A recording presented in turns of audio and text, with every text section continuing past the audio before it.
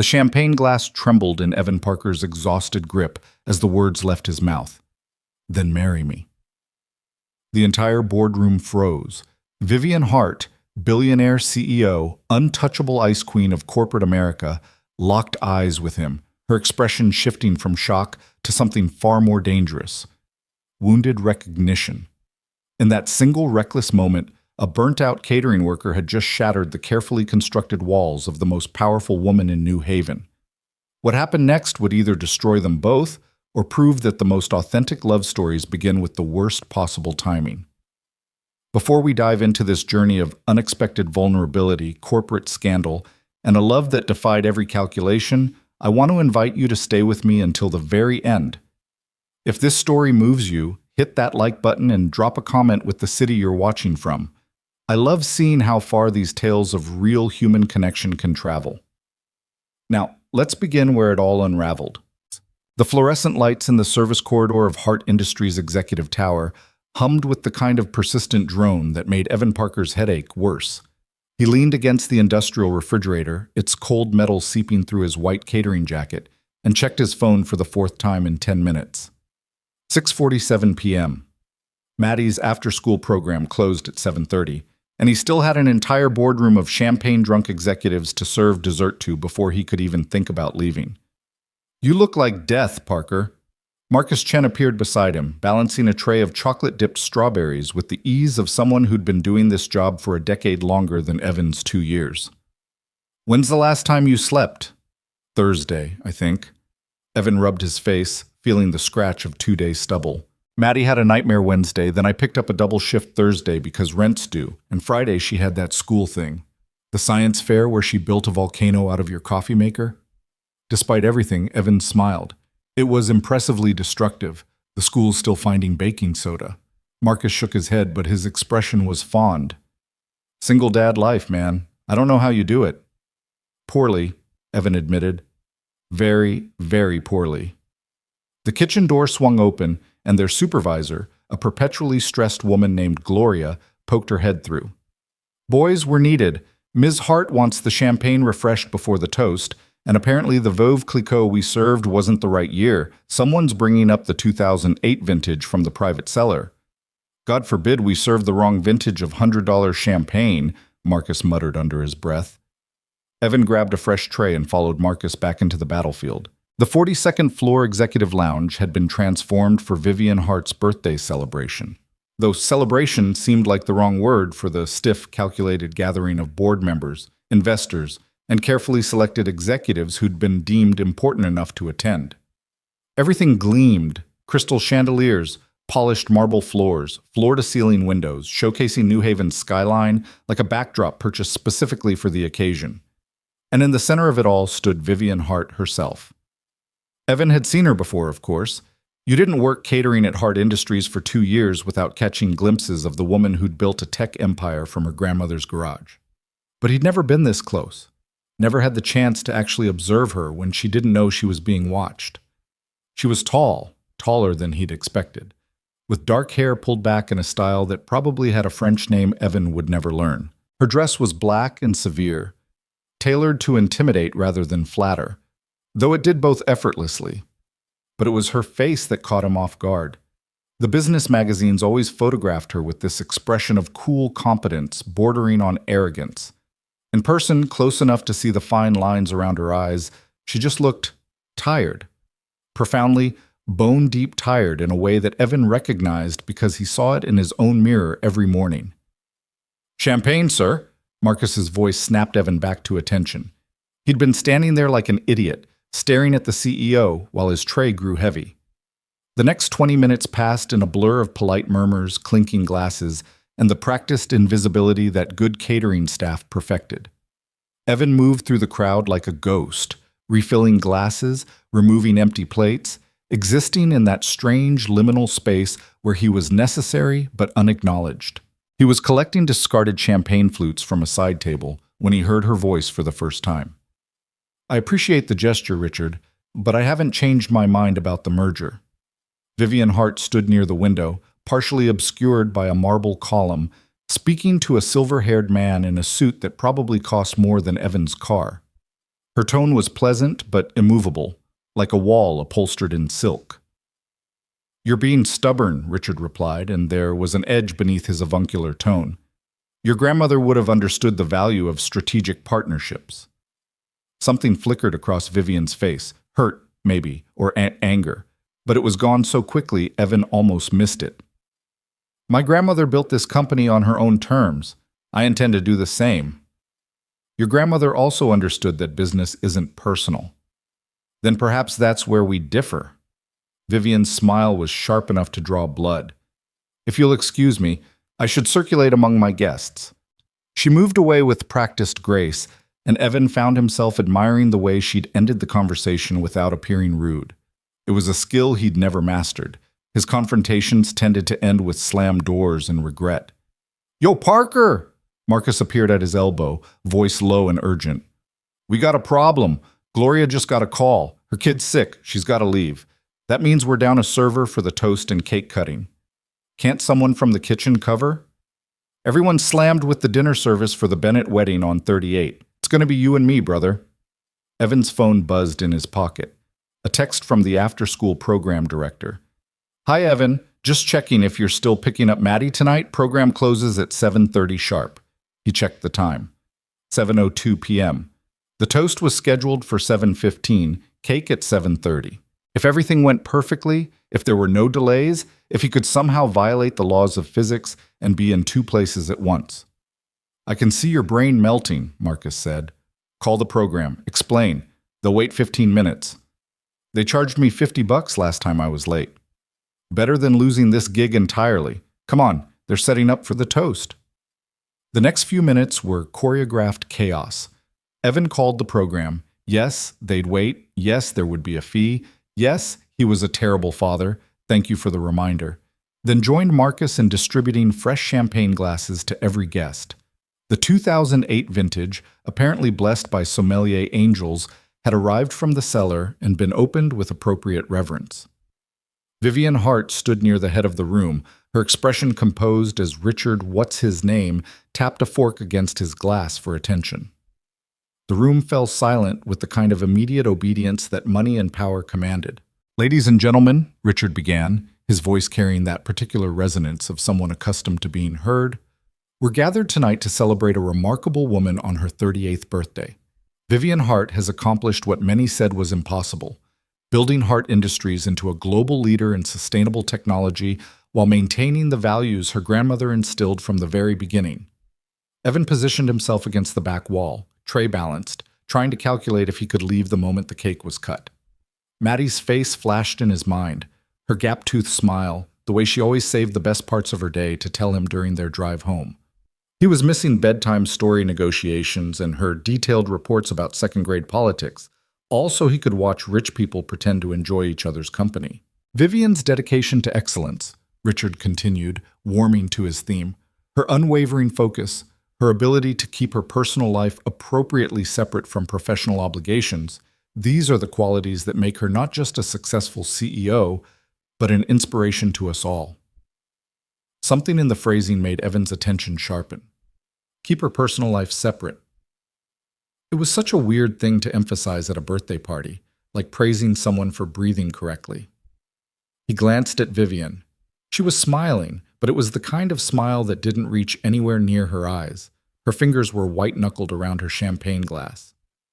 "So, please join me in raising a toast," Richard concluded, lifting his glass high, "to Vivian Hart, a woman who proves that success and solitude need not be mutually exclusive." The room erupted in polite applause and raised glasses. Vivian's smile never wavered, but Evan saw her throat work as she swallowed. Around him, guests were already moving on, turning to their neighbors with comments about the champagne, the view, the upcoming quarterly reports. "Did he just toast her loneliness?" Evan muttered under his breath. Marcus, passing with an empty tray, caught the comment and snorted. "Rich people, man, they can make anything sound like an achievement." But Evan couldn't shake the image of Vivian's face, that practiced smile hiding something raw underneath.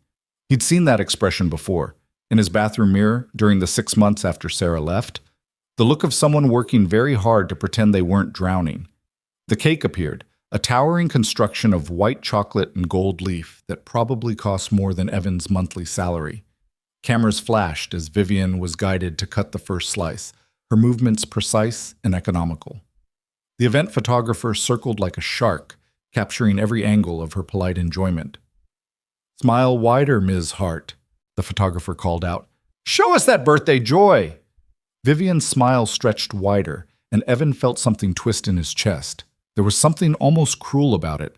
This performance of happiness orchestrated for people who didn't actually seem to care about her beyond her usefulness. The cake cutting concluded, and Gloria's replacement plan became clear. There wasn't one. Evan and Marcus were running themselves ragged trying to serve 60 people with 2 sets of hands. Evan's phone kept buzzing with increasingly terse texts from the after-school program. The late fee was now $75. Maddie was the last kid there. "Please hurry." "I gotta go," Evan said desperately to Marcus. "I'll lose a day's pay and late fees if I don't leave right now." "Just finish this round of dessert plates, then bounce. I'll cover." Evan grabbed the last tray of cake slices and dove back into the crowd.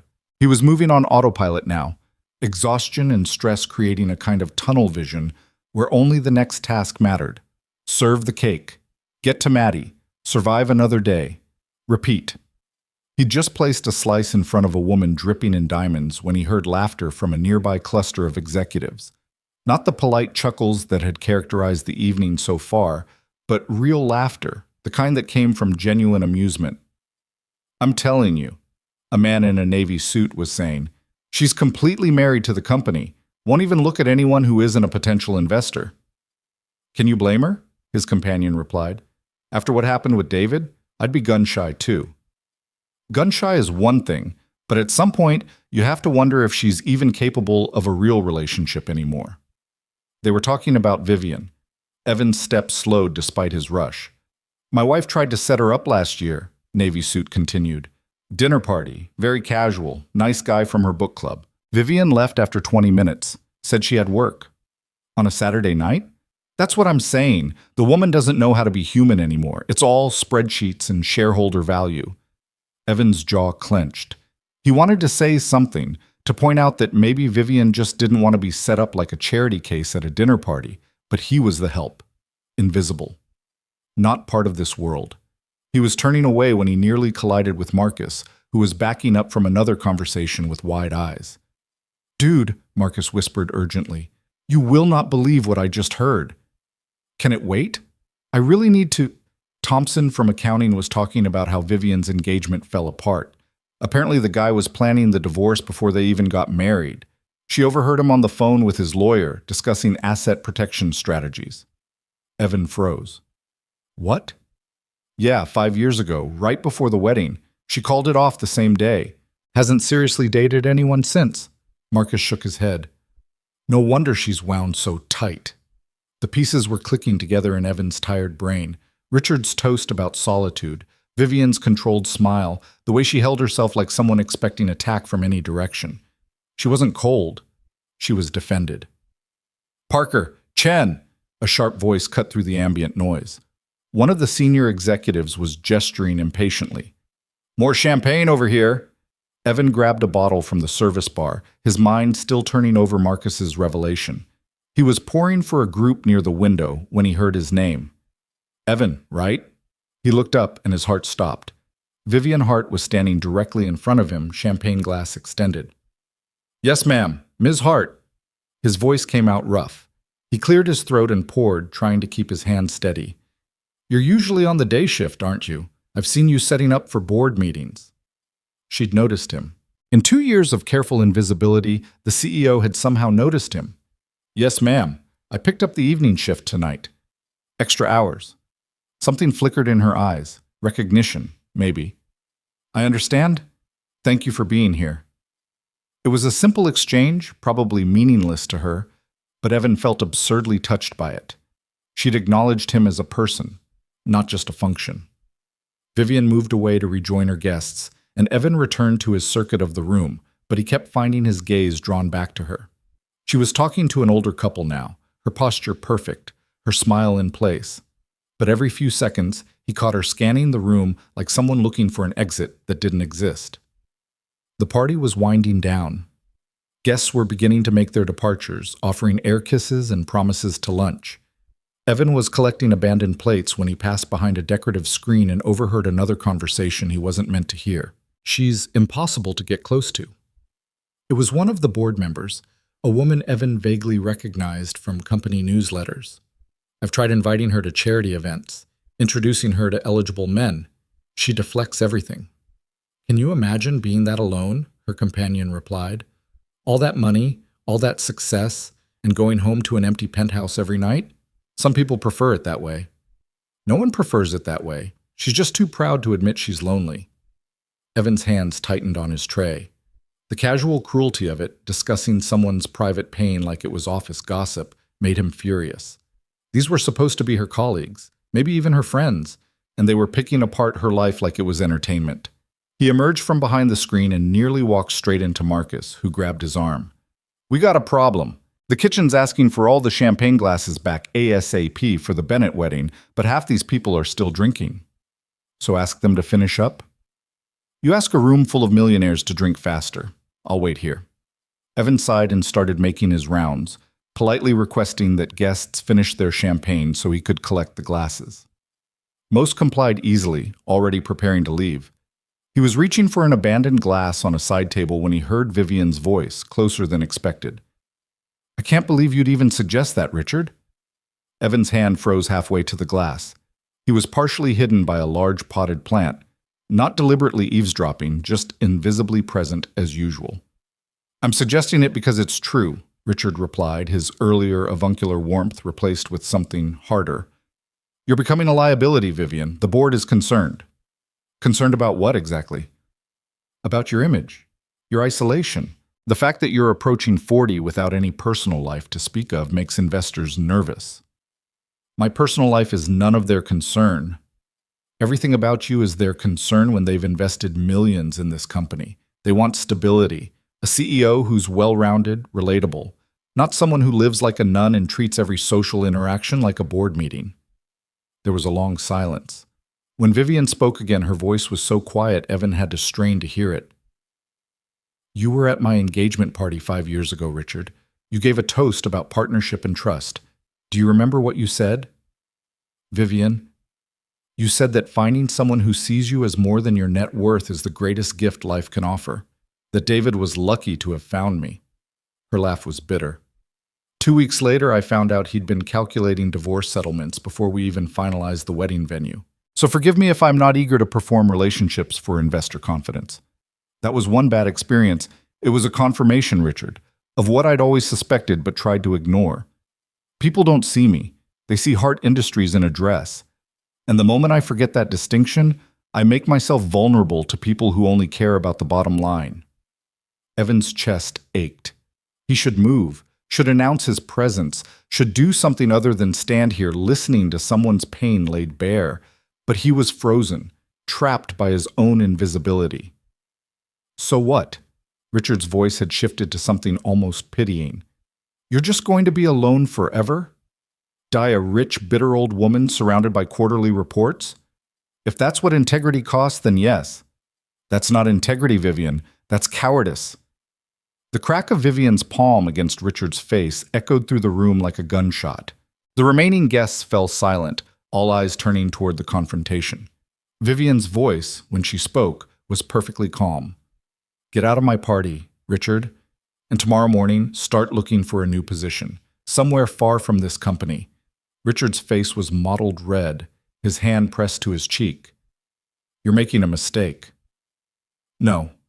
I made a mistake 5 years ago when I almost married someone who saw me as an acquisition. I made a mistake keeping you on the board when you clearly view me the same way. But I'm done making mistakes." She turned to address the room at large, her chin high. "Thank you all for coming. The party's over." The guests began to scatter, some trying to approach Vivian with concerns or questions, others fleeing toward the elevators with the haste of people who didn't want to be associated with scandal. Evan watched from his position behind the plant as Vivian stood alone in the center of the emptying room, her shoulders rigid, her hands clenched at her sides. Marcus appeared at Evan's elbow, eyes wide. "Holy hell, did she just fire a board member at her own birthday party?" "I think so." That's the most badass thing I've ever seen. Marcus started collecting abandoned glasses. Also, we should probably clear out before we become collateral damage. But Evan couldn't move. He was watching Vivian, who had walked to the windows and was staring out at the city lights. Alone.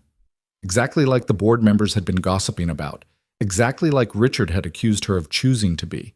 Except it wasn't a choice, Evan realized. It was a defense. The same defense he'd built after Sarah left. Walls high enough that no one could hurt you, thick enough that you sometimes forgot what warmth felt like. Parker, seriously, we gotta go.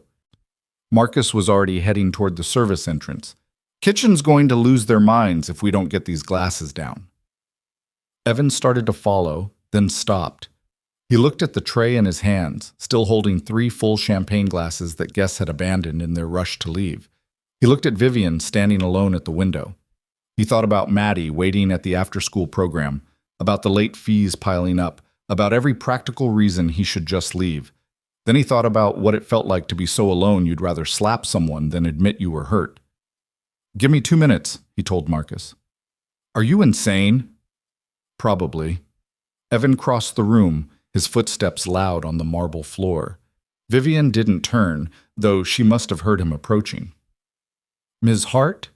She turned slowly, and Evan saw that her eyes were dry but red-rimmed, like she was using sheer force of will to prevent tears. "I thought everyone had left," she said quietly. "Just finishing cleanup. Evan looked down at the champagne glasses on his tray, then back up at her. "I wanted to say happy birthday.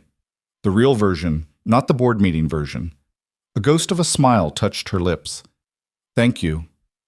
They stood in awkward silence for a moment. Evan knew he should leave, knew he was crossing some invisible line between staff and executive, but the words Richard had spoken kept echoing in his mind. "You're just going to be alone forever?" "For what it's worth," Evan heard himself say, "I don't think you're a liability. I think you're terrifying, which is different." Vivian's eyebrows rose. "Terrifying?" "In a good way. Like, you know what you want and you don't apologize for it. That scares people who are used to getting their way." He was rambling now, exhaustion lowering his usual filters. "My ex-wife used to say I was too soft, that I let people walk all over me because I wanted everyone to like me. You're the opposite of that, and honestly, I kind of respect it." "Your ex-wife sounds lovely," Vivian said dryly, but there was warmth in it. "She had her moments, usually when she was leaving." Evan realized he was still holding the champagne tray between them like a shield. "Anyway, I should go. I heard some of what people were saying tonight. The gossip. And I wanted you to know that at least one person in this building thinks you're doing fine exactly as you are." He started to turn away, but Vivian's voice stopped him. "Wait." She reached for one of the champagne glasses on his tray, then took another and offered it to him. "It's my birthday. Have a drink with me." Evan hesitated. "I'm on the clock. And I'm really, really late to pick up my daughter. 1 sip, 30 seconds, then you can go." There was something vulnerable in her expression, a kind of desperate loneliness that Evan recognized because he'd felt it 100 times. The desire for just one person to acknowledge your humanity before you went back to being alone. He took the glass. 30 seconds. Vivian raised hers in a small toast. To terrible birthday parties and the people brave enough to tell the truth about them. Evan clinked his glass against hers. To truth-tellers and terrifying women. They drank. The champagne was excellent, wasted on Evan's unsophisticated palate, but excellent nonetheless. Vivian was watching him over the rim of her glass, and there was something in her expression that Evan couldn't quite read. "Can I ask you something?" she said suddenly. "Sure." "Why did you do that? Come over here, I mean. You clearly need to leave, and I'm clearly not someone you should be fraternizing with during work hours. So why?" Evan thought about it. About Maddie waiting at the after-school program, about the mounting late fees, about every practical reason he should have just finished his job and left, about Sarah telling him he was too soft, about the way his daughter looked at him like he hung the moon, about what it cost to stay human in a world that rewarded hardness. "Because you looked like you needed someone to see you," he said simply. "Not the CEO version, just you. And I know what that feels like, to be surrounded by people and still feel invisible. Vivian's breath caught. For a long moment, she just stared at him, and Evan wondered if he'd overstepped, if tomorrow he'd be fired for inappropriate conduct with an executive. Then she smiled. A real smile this time, small and genuine and nothing like the practiced expression she'd worn all evening. "Thank you, Evan." His phone buzzed insistently in his pocket. Reality crashed back in. "I really do have to go. Like, sprint to my car and probably break several traffic laws go." "Then go." "Thank you for the drink." Evan handed her back his glass and grabbed his tray, already mentally calculating whether he could make it across town in 15 minutes. He was halfway to the service entrance when Vivian called after him. "Evan?" He turned. She was still standing by the window, champagne glass in hand, looking smaller somehow without the crowd around her. "Your daughter's lucky to have you." The words hit him square in the chest. "I'm the lucky one," he managed, then pushed through the service door before his voice could crack. Marcus was waiting in the corridor, already changed out of his catering jacket and looking anxious. "Dude, it's 7:48. You're gonna hit every late fee they've got." I know. Evan stripped off his own jacket as they jogged toward the service elevator. "Did you see where I put my car keys?" "Probably wherever you put your common sense, which apparently you left in the boardroom with the CEO."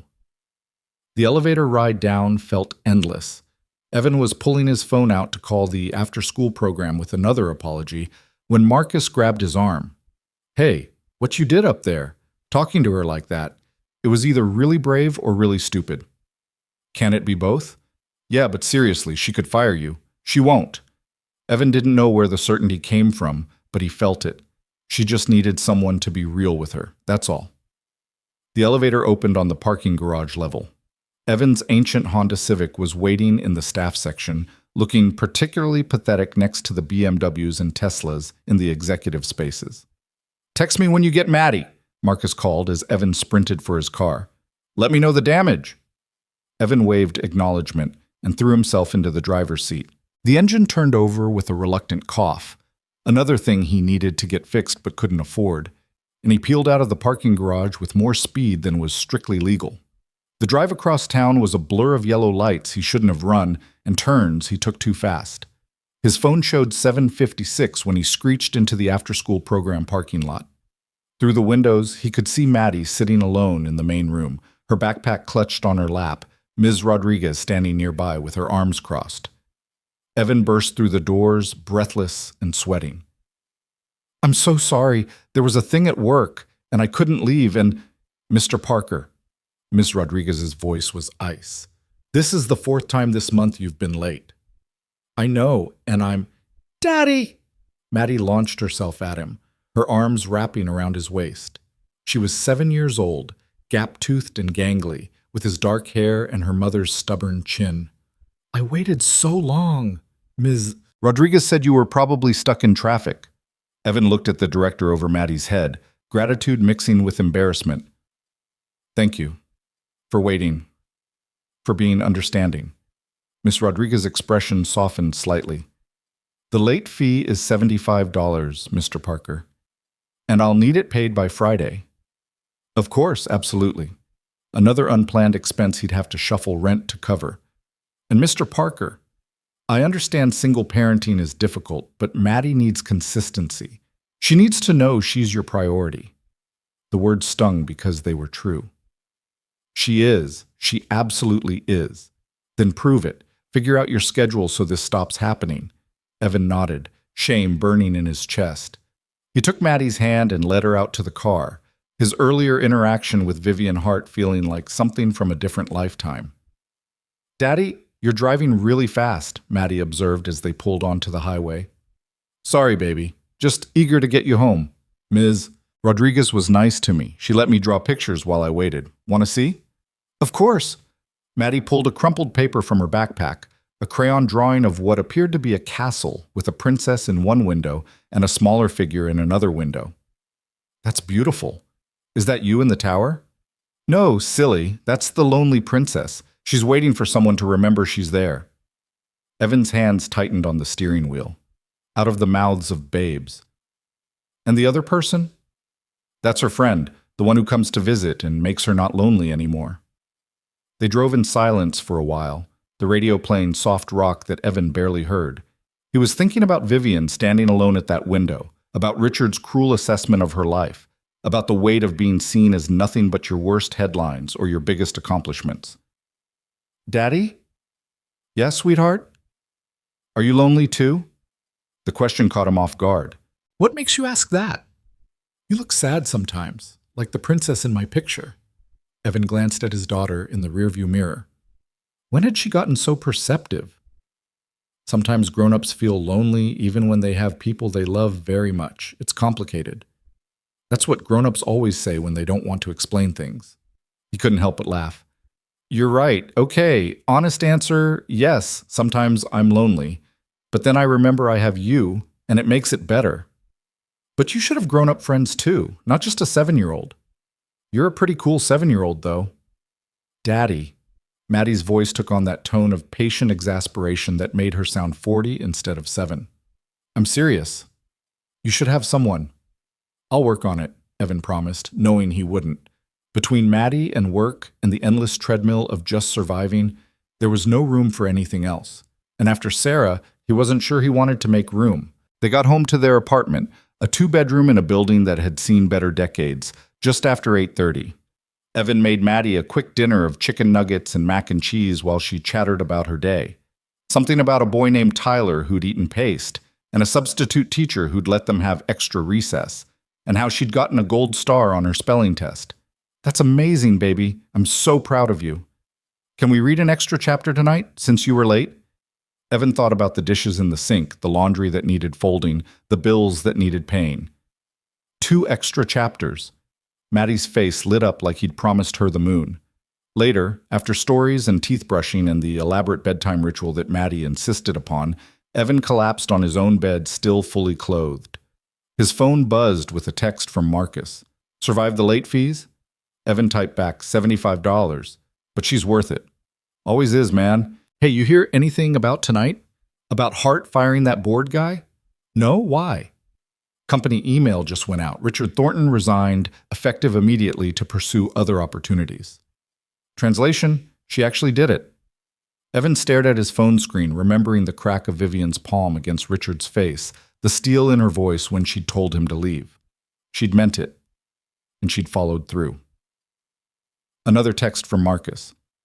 "Also, random question. Did you actually talk to her after everyone left?" Evan hesitated, then typed, "For like 2 minutes. Why?" "Because Gloria heard from someone who heard from someone else that Hart asked about you. Wanted to know your name, how long you'd been working there. That's weird, right?" It was weird. It was very weird. Evan's stomach twisted with anxiety. Maybe she was going to report him for fraternizing during work hours. Maybe he'd crossed a line he hadn't realized was there. "Probably nothing," he typed back, trying to convince himself. "She was just being thorough." "If you say so. Get some sleep, brother. Tomorrow's the weekend. You working?"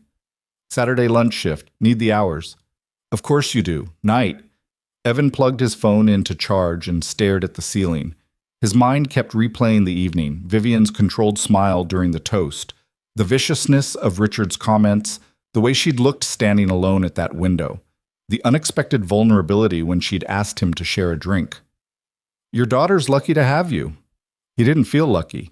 He felt like he was barely keeping his head above water, scrambling from shift to shift, perpetually late and perpetually apologizing.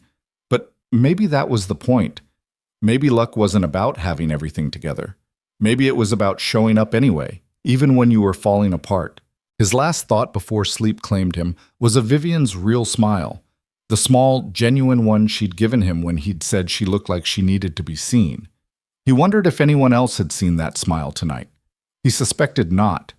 What Evan didn't know, couldn't know, was that 20 floors above the city in a penthouse apartment, Vivian Hart was standing at her own window with a glass of wine she wasn't drinking, thinking about a catering worker who'd looked at her like she was human, who'd said she was terrifying in a good way, who'd shared a drink with her when he had every reason to run.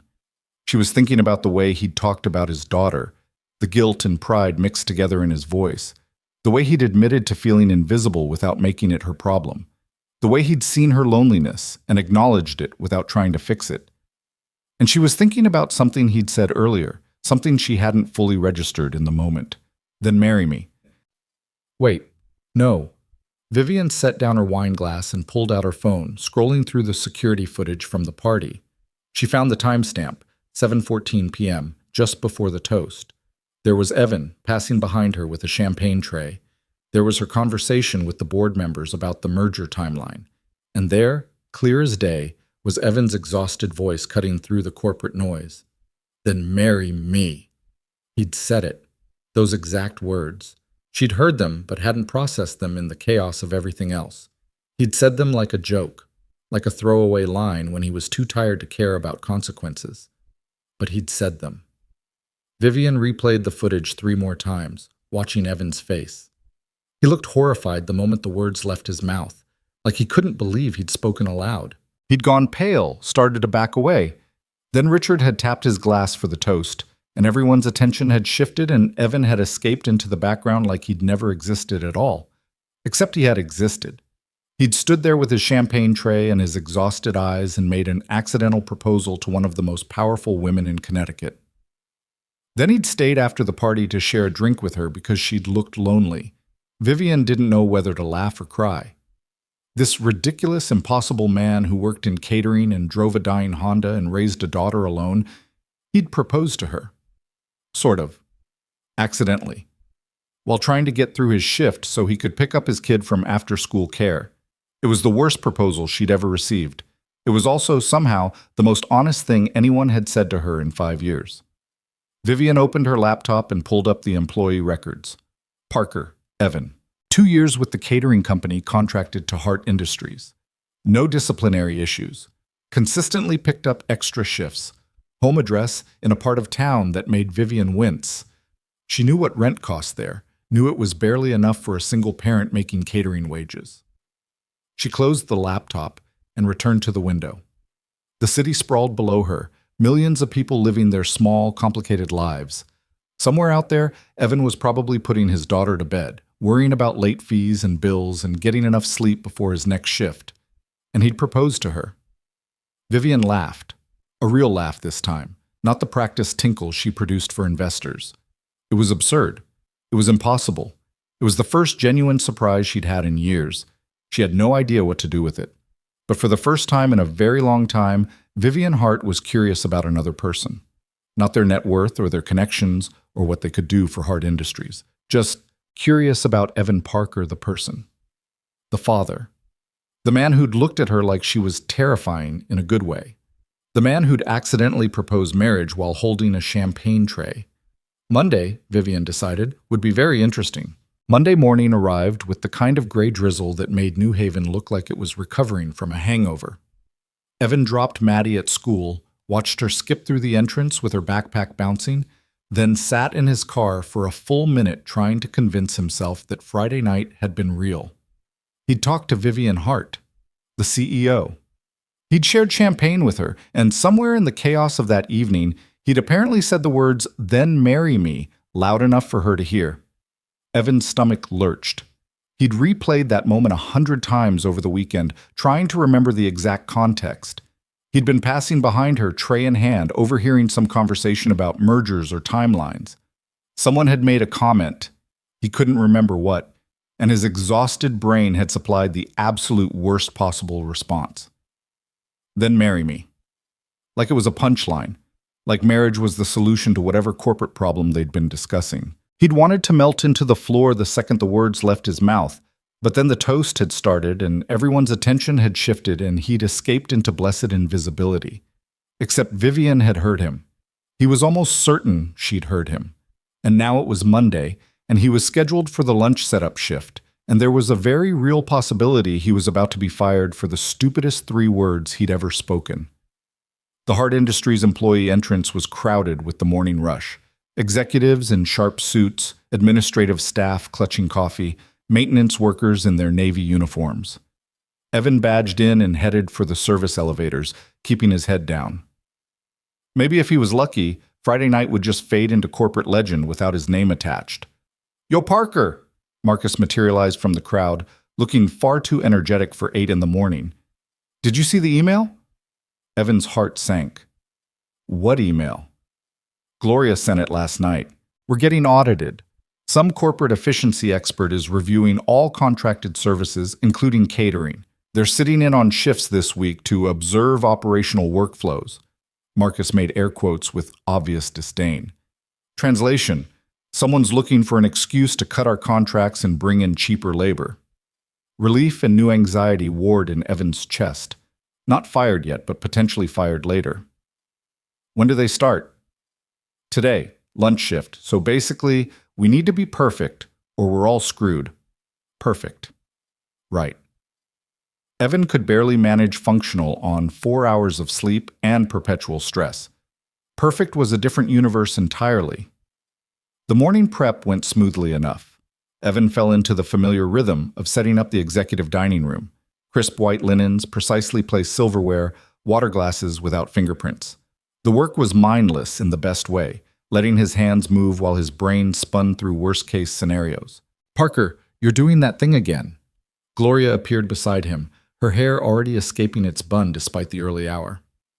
"That thing where you fold the same napkin 6 times because you're not actually paying attention." "Sorry," Evan forced himself to focus. "Just tired." "Well, wake up. The efficiency expert is due any minute, and I need everyone sharp." She lowered her voice. "Between you and me, I think this is about Friday night." Heart-firing Thornton like that made some board members nervous. They're looking to reassert control somewhere, and contracted services are an easy target. That's not fair. We didn't have anything to do with, since when is corporate fair? Gloria patted his shoulder. Just do your job, keep your head down, and hope they find someone else to blame. The lunch service began at 11:30. Evan was carrying a tray of fresh bread baskets to the executive dining room when he saw her. Vivian Hart sat at a corner table, laptop open, looking every inch the CEO in a charcoal suit that probably cost more than Evan's monthly rent. She was alone, which struck him as odd. Executives usually clustered together at lunch, forming alliances and exchanging gossip over overpriced salads. Their eyes met across the room. Vivian's expression was unreadable, but she didn't look away. Evan felt his face flush. He set down the bread baskets with hands that trembled slightly, then retreated to the safety of the service station. "That's her, right?" One of the other catering staff, a college student named Amy, was staring at Vivian with undisguised fascination. "The one who slapped that board member on Friday?" "Focus on your tables," Evan muttered. "I'm just saying, she's got bigger balls than half the men in this building. Did you see it happen?" "I saw the aftermath. It was intense." Amy grinned. "Intense hot or intense scary?" "Both, definitely both." The lunch rush picked up. Evan moved through his section on autopilot, taking orders and delivering plates while hyper-aware of Vivian's presence at her corner table. She'd ordered the salmon, he knew because he'd taken the order from their server, and was eating with methodical precision while reading something on her laptop screen. "Mr. Parker?" Evan turned to find a woman in a severe gray pantsuit standing behind him, clipboard in hand. She was maybe 50, with steel-colored hair and the kind of expression that suggested she'd found everyone guilty before the trial started. "Yes?" "I'm Janet Reeves, Operational Efficiency Consultant. I'll be observing your service today. Please proceed as normal and try to ignore my presence."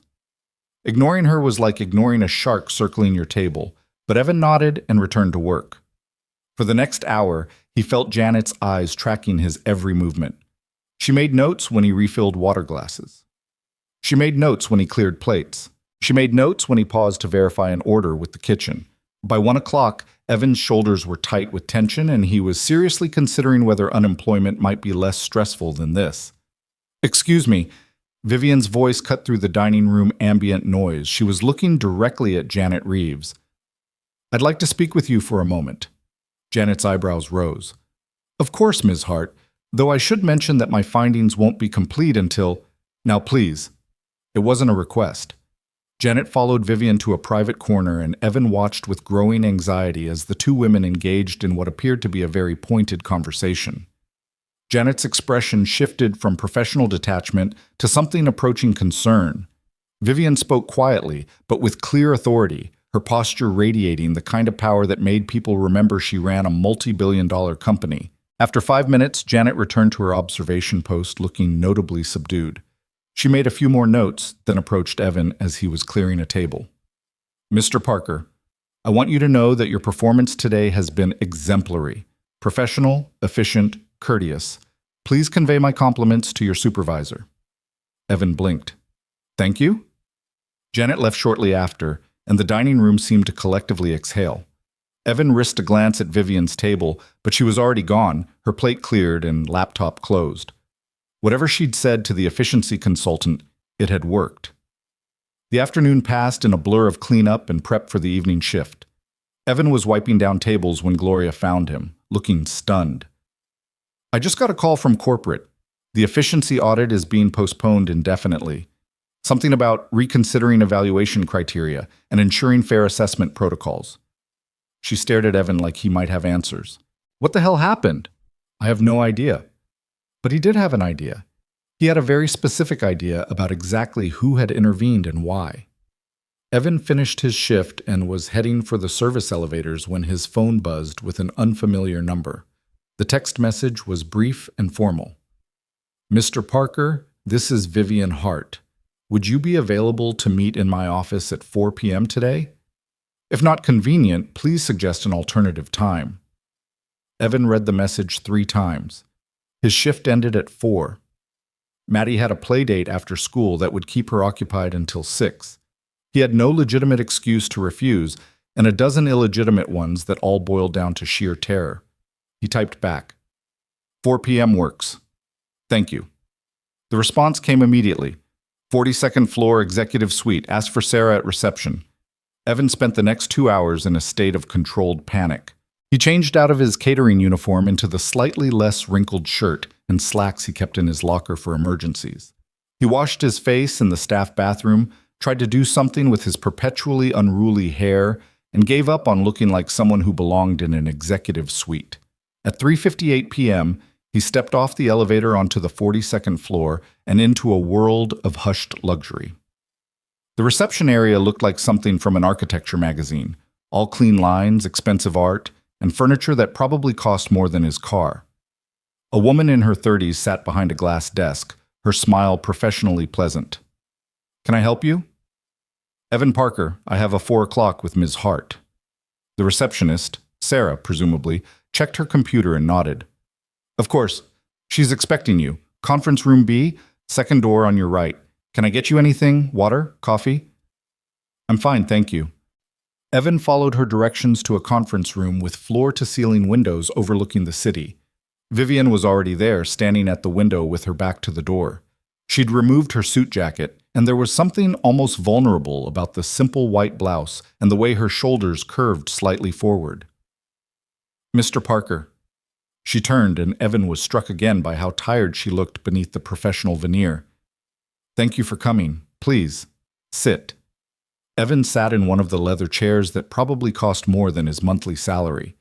Vivian took the chair across from him. Not at the head of the table, he noticed, but beside him, close enough that the power dynamic felt slightly less overwhelming. I want to address Friday night, Vivian said without preamble, and I want to apologize. That was so far from what Evan expected that his brain stalled. You want to apologize? To me? I put you in an awkward position. I was upset. Richard had just said some cruel things, and I asked you to share a drink when you were clearly rushing to leave. That was inappropriate. You didn't put me in any position I didn't choose, Evan said carefully. I could have said no. Could you? I'm the CEO. You work for a company contracted to this building. The power differential makes genuine choice complicated. Evan thought about that. She wasn't wrong, but she also wasn't completely right. I stayed because you looked like you needed someone to see you as human, he said quietly. Not because I felt obligated, because I wanted to. Something shifted in Vivian's expression, surprise maybe, or relief. That's kind of you to say? It's true. Evan hesitated, then decided if he was already in this deep, he might as well be honest. Can I ask what you said to the efficiency consultant? Because Gloria got a call that the audit's been postponed, and that happened right after you talked to her. Vivian's lips curved in a small smile. I pointed out that conducting performance evaluations during a week when staff morale is already impacted by company leadership changes might produce skewed results, and that if the board is looking to cut costs, perhaps they should start with the consultants we're paying 6 figures to tell us things we already know. You went to bat for catering staff. I went to bat for competent employees being scapegoated for problems that have nothing to do with their performance. Vivian's smile faded. Friday night was a disaster. Richard was right about one thing. I am becoming a liability, but not for the reasons he thinks. You're not a liability. I slapped a board member at my own birthday party, Evan. That's not exactly stable leadership behavior. He called you a coward for not wanting to perform relationships for investor confidence. That's not exactly supportive board member behavior either. Vivian was quiet for a moment, studying him with those sharp eyes that seemed to see more than Evan wanted to reveal. You heard that conversation. I wasn't trying to eavesdrop, I was just there, being invisible. You're not invisible, Vivian said softly. I've seen you setting up board meetings for months. You're always kind to the other staff, always efficient, always there earlier than required. You're the opposite of invisible. Evan's chest tightened. I'm just doing my job. No, you're doing your job well while also being a single parent to a 7-year-old, which I imagine doesn't leave much energy for anything else. Vivian leaned forward slightly. I looked up your file. I hope you don't mind. Mind? Evan's mind was racing through every possible implication. Why? Because on Friday night, you said something, and I need to know if you meant it or if I misheard, or if you were just making a joke that landed badly. Oh no, oh God, here it was. Evan felt his face burning. Ms. Hart, I am so sorry. I was exhausted, and I wasn't thinking, and I would never deliberately… Evan. Vivian's voice was gentle but firm. I'm not angry, I'm curious. You said, then marry me. I've watched the security footage a dozen times trying to figure out the context. What were you responding to? Evan wanted the expensive carpet to swallow him whole. I can't remember exactly. Someone was talking about merger timelines or strategic partnerships, and my brain just supplied the worst possible response. It was a stupid joke, completely inappropriate. I wasn't mocking you or the idea of marriage or… Evan, breathe. He stopped babbling and gulped air. Vivian was watching him with something that looked almost like amusement. I believe you that it was unintentional, she said. But here's the thing that's been bothering me all weekend. In 5 years, not one person has jokingly proposed to me. Not at parties, not at business dinners, not even from men who are actively trying to date me. Because everyone sees me as the CEO first and a woman second. Or maybe not even second. That's not… It is. It absolutely is. And I've made peace with it mostly. But then you, exhausted and worried about picking up your daughter, accidentally proposed marriage like it was the most normal thing in the world. Like I was just a person, not a brand or a net worth or a strategic acquisition. Evan didn't know what to say to that. The vulnerability in Vivian's voice was almost painful to hear. I'm not asking you to actually marry me, Vivian continued, and there was humor in it now. I'm asking if we could talk, like normal people. Not CEO and catering staff, just two human beings who apparently both know what it's like to feel invisible while surrounded by people. You want to be friends? Evan couldn't quite believe what he was hearing. I want to see if friendship is possible. I don't have many friends, Evan. I have colleagues and board members and people who want things from me, but not friends. Vivian's smile was self-deprecating, which probably sounds pathetic coming from someone who runs a multi-billion-dollar company. It sounds lonely, Evan said honestly. And I get it. After my ex-wife left, I realized most of our friends were really her friends. Now I have Marcus from work, and Maddie's friends' parents, who I make small talk with at pickup. That's about it. So we're both terrible at human connection. That's a promising start. Evan laughed despite himself. When you put it that way. I'm not good at this, Vivian admitted. The casual relationship thing. I tend to either keep people at arm's length or analyze them like a business problem. So if I'm too formal or too distant or ask weird questions about your life, just tell me to back off. Same goes for me, except replace too formal with too apologetic and weird questions with rambling stories about my daughter. I like stories about your daughter. The way you talked about her Friday night, the guilt and pride all mixed together, it was real. I don't get a lot of real. They sat in comfortable silence for a moment, the late afternoon sun slanting through the windows and painting the conference room in gold. Evan felt like he'd stepped into an alternate universe where CEOs wanted to be friends with catering workers, where accidental proposals led to honest conversations instead of lawsuits. "Can I ask you something?" Vivian said. "And you can absolutely say no." "Okay. Would you and your daughter like to have dinner sometime? Nothing formal, not at a restaurant, just dinner at my place." Evan's eyebrows shot up. "Your place?" "I have a house. Well, I inherited my grandmother's house. It's not the penthouse apartment everyone assumes I live in. It's normal-sized, in a normal neighborhood, with a yard and a very judgmental cat. Vivian was speaking faster now, like she was nervous. "I haven't had guests in 3 years, but I think maybe I'd like to try, if you're willing." Every practical part of Evan's brain was screaming warnings. This was his boss's boss's boss. This was a woman who could end his employment with a phone call. This was a terrible idea that could only end badly. But he remembered the way she'd looked standing at that window on Friday night, the way she'd smiled when he'd called her terrifying, the way she'd protected his job without him even asking. "Maddie would love that," Evan heard himself say. "She's been telling me I need grown-up friends. Apparently 7-year-olds make poor conversation partners." Vivian's face lit up with genuine pleasure. "Saturday? Around 6? We'll be there. Though fair warning, Maddie will ask you approximately 800 questions and probably critique your bookshelves." "I'm oddly looking forward to that." Evan stood, feeling like he should shake hands or bow or do something to acknowledge the surreal nature of this conversation. Instead, he just smiled. "Thank you for intervening with the audit and for this, whatever this is." "I think it's two lonely people trying to be less lonely," Vivian said, "and maybe that's enough for now." Evan left the executive suite feeling lighter than he had in months. He picked up Maddie from her play date, listened to her detailed account of playing veterinarian with stuffed animals, and made dinner while she did homework at the kitchen table. "Daddy, you're humming," Maddie observed, looking up from her math worksheet. "Am I?" "You never hum. Are you happy?" Evan thought about it. "Yeah, baby, I think maybe I am." "Good. You should be happy more."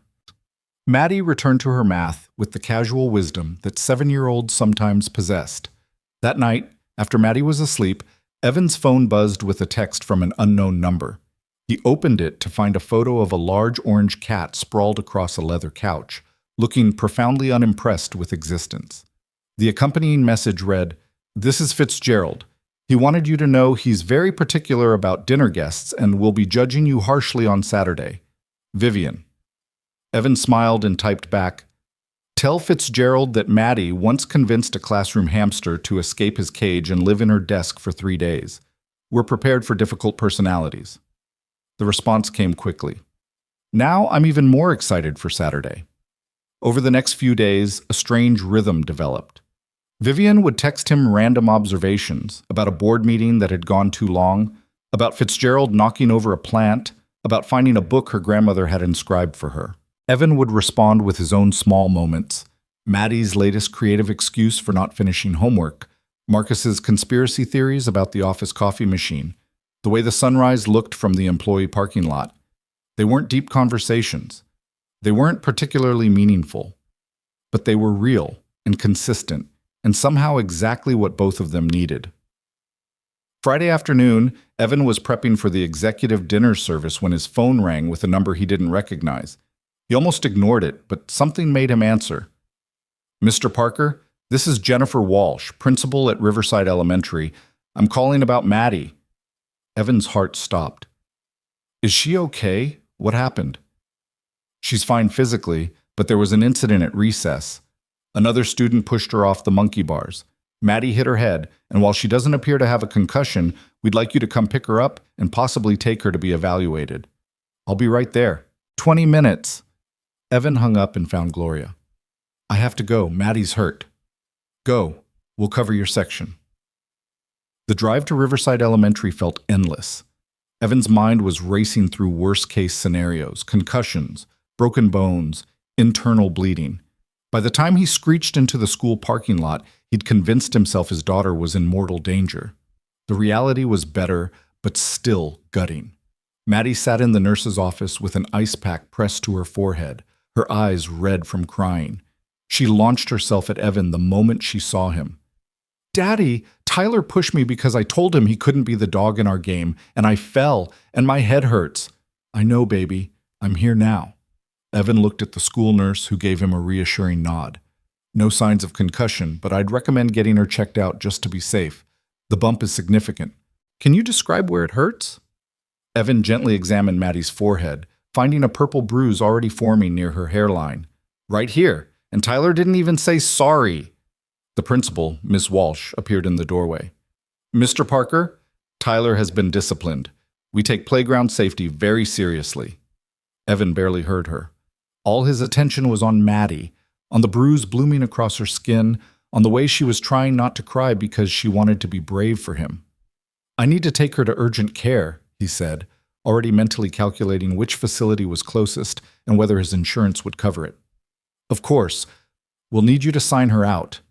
The paperwork took precious minutes Evan didn't have. By the time they were in the car, Maddie was leaning against the window, the ice pack still pressed to her head. Does your vision seem blurry? Are you dizzy? No, Daddy, just hurts. Okay, we're going to see a doctor just to make sure everything's okay. The urgent care center was mercifully not crowded. They were triaged quickly. No, not an emergency, yes. Head injury, yes. We'll wait. Evan filled out forms with shaking hands while Maddie curled against his side. His phone buzzed. A text from Gloria. How's Maddie? He typed back, at urgent care, waiting to be seen. The response was immediate. Let me know if you need anything. We've got your shift covered. Another text popped up, this one from Vivian. Gloria told me about Maddie. I hope she's okay. Let me know if there's anything I can do. Evan stared at his phone. In what universe did a CEO personally text about a catering worker's injured daughter? He typed, Thank you. Waiting to see doctor now. She seems okay but scared. Fear is exhausting. Make sure you're taking care of yourself too. Maddie Parker? A nurse called from the door. The examination was thorough and ultimately reassuring. No concussion, no fracture, just a nasty bruise that would heal in a week or so. The doctor recommended rest, monitoring, and ibuprofen for the pain. You're very brave, the doctor told Maddie, handing her a sticker shaped like a superhero. Most kids cry a lot more than you did. My daddy says crying is okay, Maddie replied seriously, but I was saving it for when he got there. Evan's throat tightened. You can cry now if you want, baby. I'm okay. Can we get ice cream? Absolutely. They stopped at the ice cream shop near their apartment, a tiny place with sticky tables and the best chocolate chip cookie dough in New Haven. Maddie ate her cones slowly, the ice pack abandoned in favor of frozen dairy therapy. Daddy? Yeah? Are you going to tell Ms. Hart about my head? Evan blinked. Why would I tell Ms. Hart? Because you've been texting her. I saw her name on your phone. Nothing got past a 7-year-old with nosy tendencies. We're just friends, baby. She asked how you were doing because she's nice. Is she coming to dinner tomorrow? Actually, we're going to her house for dinner tomorrow, if you're feeling up to it. Maddie's eyes went wide. The princess lady from your work? Really? She's a CEO, not a princess. But yes, really. Does she live in a castle? I don't think so. She has a cat named Fitzgerald. I love cats. Maddie bounced in her seat, then winced and touched her bruise. Ow, but I still love cats. That evening, after Maddie was settled in bed with extra pillows and strict instructions to wake Evan if she felt worse, he sat on his couch and texted Vivian. Doctor says she's fine. No concussion, just a bruise and wounded dignity. Thank you for checking in. The response came quickly. That's a relief. How are you holding up? Honestly, I'm exhausted, but she's okay, and that's what matters. If you need to postpone tomorrow, I understand completely. Evan thought about it. The smart thing would be to cancel, to let Maddie rest, to not introduce additional complications into his already complicated life. Instead, he typed, Maddie's already excited about meeting Fitzgerald. Unless the cat has strong opinions about bruised foreheads, we'll be there. Fitzgerald is indifferent to most things except his dinner schedule. See you at 6. Evan set his phone down and leaned back against the couch. Somewhere in the chaos of the past week, his life had taken a left turn into territory he'd never expected to navigate.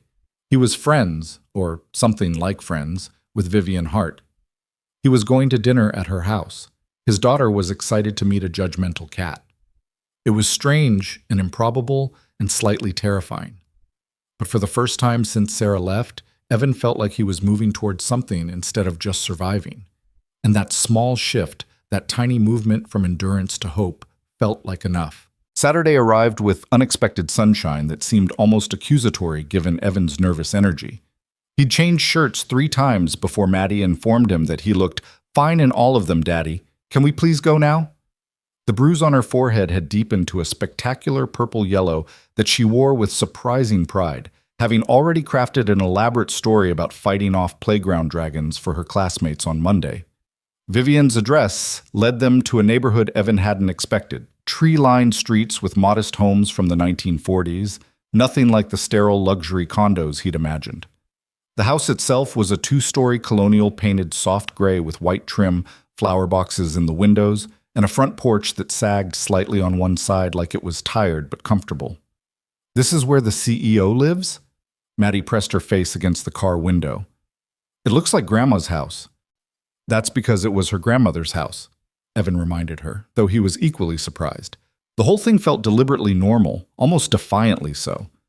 They'd barely reached the front steps when the door opened and Vivian appeared, and Evan had to actively stop himself from staring. She wore jeans, actual jeans faded at the knees, and a simple blue sweater that made her eyes look impossibly bright. Her hair was loose around her shoulders instead of pulled back in that severe CEO style, and her feet were bare. You're early, Vivian said, smiling. I like that. Punctuality is underrated. Maddie threatened to walk here if I didn't leave on time, Evan admitted. Maddie stepped forward with the confidence of someone who'd never met a stranger.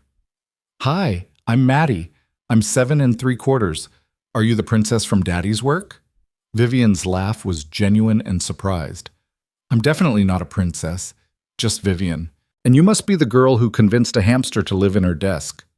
His name was Butterscotch, and he liked my pencil shavings. Maddie spotted something behind Vivian and gasped. Is that Fitzgerald? An enormous orange cat had materialized in the hallway, surveying them with the kind of disdain usually reserved for peasants addressing royalty. He was easily 20 pounds, with a face that suggested he'd seen everything and approved of none of it. That's him, Vivian confirmed. Fair warning, he doesn't like most people. Maddie was already crouching down, one hand extended. Hi, Fitzgerald, I'm Maddie. You're very handsome and orange. The cat stared at her for a long moment, then, to everyone's shock, walked over and headbutted her hand. Maddie's face lit up like Christmas morning. He likes me. He's never done that before, Vivian said, genuinely amazed.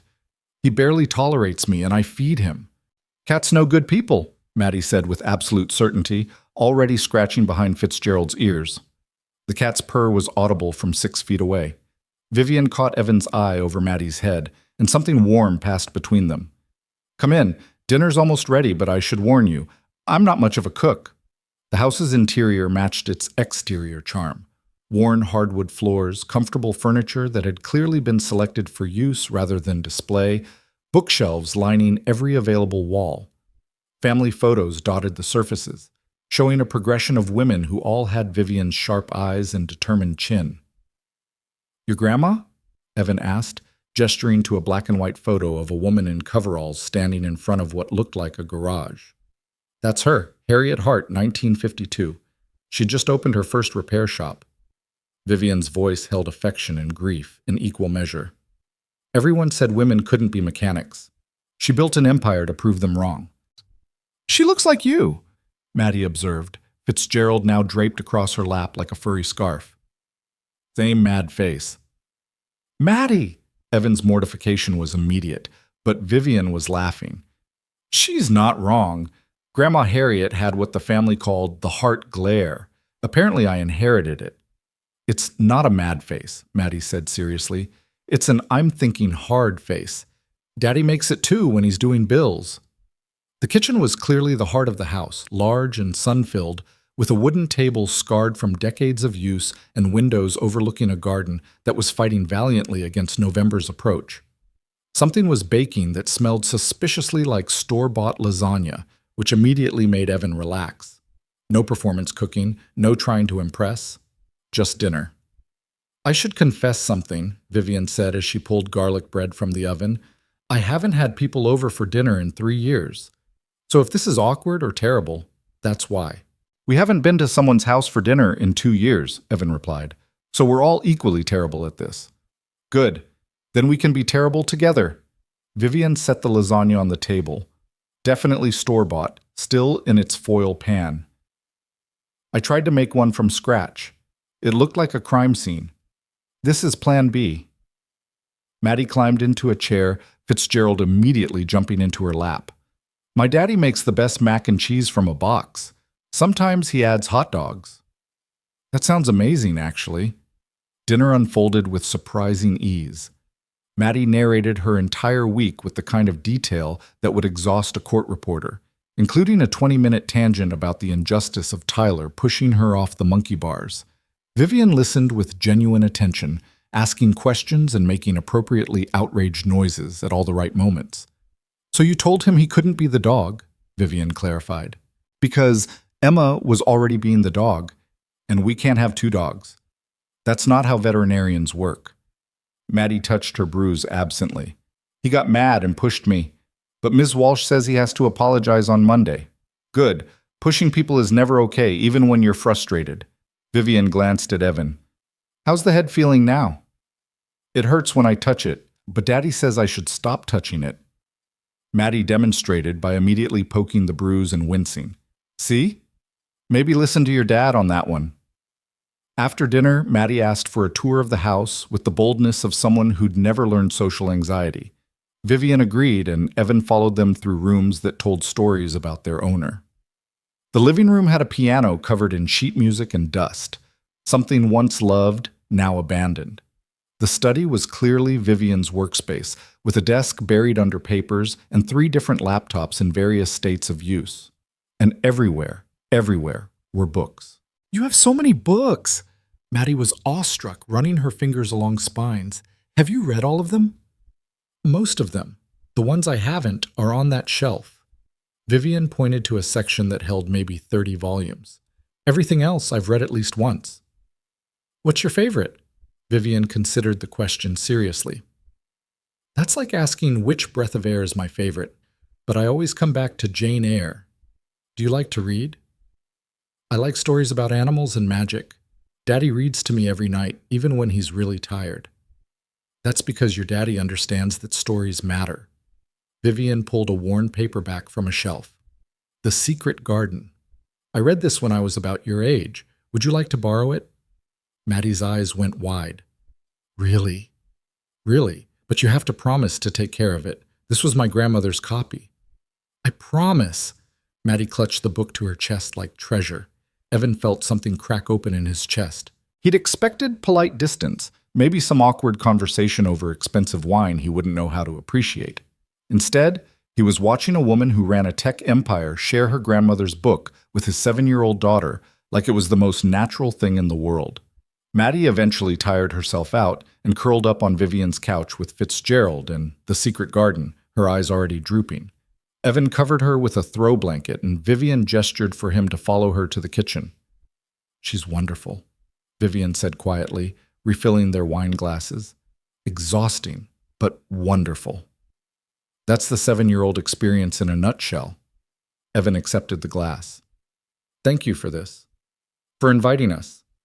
For treating her like a person instead of an accessory. Why would I treat her any other way? You'd be surprised how many people see kids as inconveniences. especially in professional settings. Evan thought about the judgmental looks at company events, the way conversations died when people learned he had a daughter, like single parenthood was contagious. It's refreshing when someone actually engages with her. Vivian was quiet for a moment, staring into her wine. Can I tell you something? Today is my actual birthday. Not the party last week. That was for the board, scheduled when it fit corporate calendars. But today is the real day. I turned 38 today. Evan's stomach dropped. And you spent it cooking dinner for me and my daughter, Vivian? I wanted to. That's the point. Vivian's smile was soft but sad. For the first time in years, I wanted to spend my birthday with people I actually chose to be with. Not board members or investors or people who see me as a networking opportunity. Just people who might actually care that I exist beyond my quarterly earnings. We care. Maddie already likes you more than she likes most of my coworkers, and that cat is basically worshiping her, and I... Evan stopped, not sure how to finish that sentence. You what? I think you're brave. For being honest about being lonely. For reaching out even when it probably goes against every instinct you've developed to protect yourself. He met her eyes. I think you're terrifying in a good way, and I'm glad you accidentally hired me 2 years ago so I could be here for your real birthday. Vivian's eyes were bright with unshed tears. I didn't hire you. The catering company did. Semantics. You built the company that contracted the service. Close enough. She laughed, watery but genuine. That's the most convoluted compliment I've ever received. They talked for another hour, their conversation ranging from childhood memories to favorite books to the impossible logistics of single parenting while trying to maintain any semblance of a career. Vivian shared stories about her grandmother, the woman who'd built Hart Industries from nothing, who taught Vivian that success meant defining your own terms, not accepting someone else's limitations. She told me once that loneliness was the price of integrity, Vivian said. That if you refused to compromise yourself for others' comfort, you'd spend a lot of time alone. I thought she was being cynical. Now I think she was just being honest. Maybe she was wrong, Evan suggested gently. Maybe loneliness is the price of not finding your people, the ones who don't ask you to compromise. Is that what we are? People who don't ask for compromise? Evan thought about it. About Maddie, asleep on the couch. About store-bought lasagna and borrowed books. About the way Vivian had protected his job without him asking. About the strange, unexpected comfort of sitting in a stranger's kitchen and feeling less alone than he had in years. I think we're people trying to figure out how to be human together, he said, finally. Without pretense or performance. Just real. Vivian reached across the table and squeezed his hand.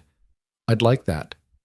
The moment stretched between them, comfortable and charged with possibility, until Maddie's sleepy voice called from the living room. Daddy? Is it time to go home? Evan glanced at his watch, nearly 9 o'clock, well past Maddie's bedtime. Yeah, baby, let's get you home. The goodbyes took longer than expected. Maddie hugged Vivian with the fierce affection of someone who'd decided they were friends now, and Fitzgerald received approximately 17 kisses on his orange head before he retreated in dignified defeat. Thank you for the book, Maddie said, clutching The Secret Garden carefully. I'll take really good care of it. I know you will. Come back and tell me what you think when you finish it, okay? Okay. Can Daddy come too? Vivian's eyes found Evan's. Your daddy is welcome anytime. On the drive home, Maddie was quiet for the first few miles, unusual for her post-social event energy. Evan was about to ask if she felt okay when she spoke. Daddy? Vivian is lonely like you are. Evan's hands tightened on the steering wheel. What makes you say that? She has a big house and lots of books and that really nice cat, but she eats dinner by herself. That's lonely. Maddie's 7-year-old logic was devastatingly accurate. You should be friends with her more. Then you're both less lonely. I think we're trying to do that, baby. Good. I like her. She didn't talk to me like I'm stupid. You're not stupid. I know, but lots of grown-ups forget that. Maddie yawned hugely. Can we have her over to our house next time? I want to show her my rock collection. Evan tried to imagine Vivian Hart in their cramped 2-bedroom apartment, sitting on their second-hand couch while Maddie explained the difference between quartz and limestone. The image should have been absurd. Instead, it felt possible.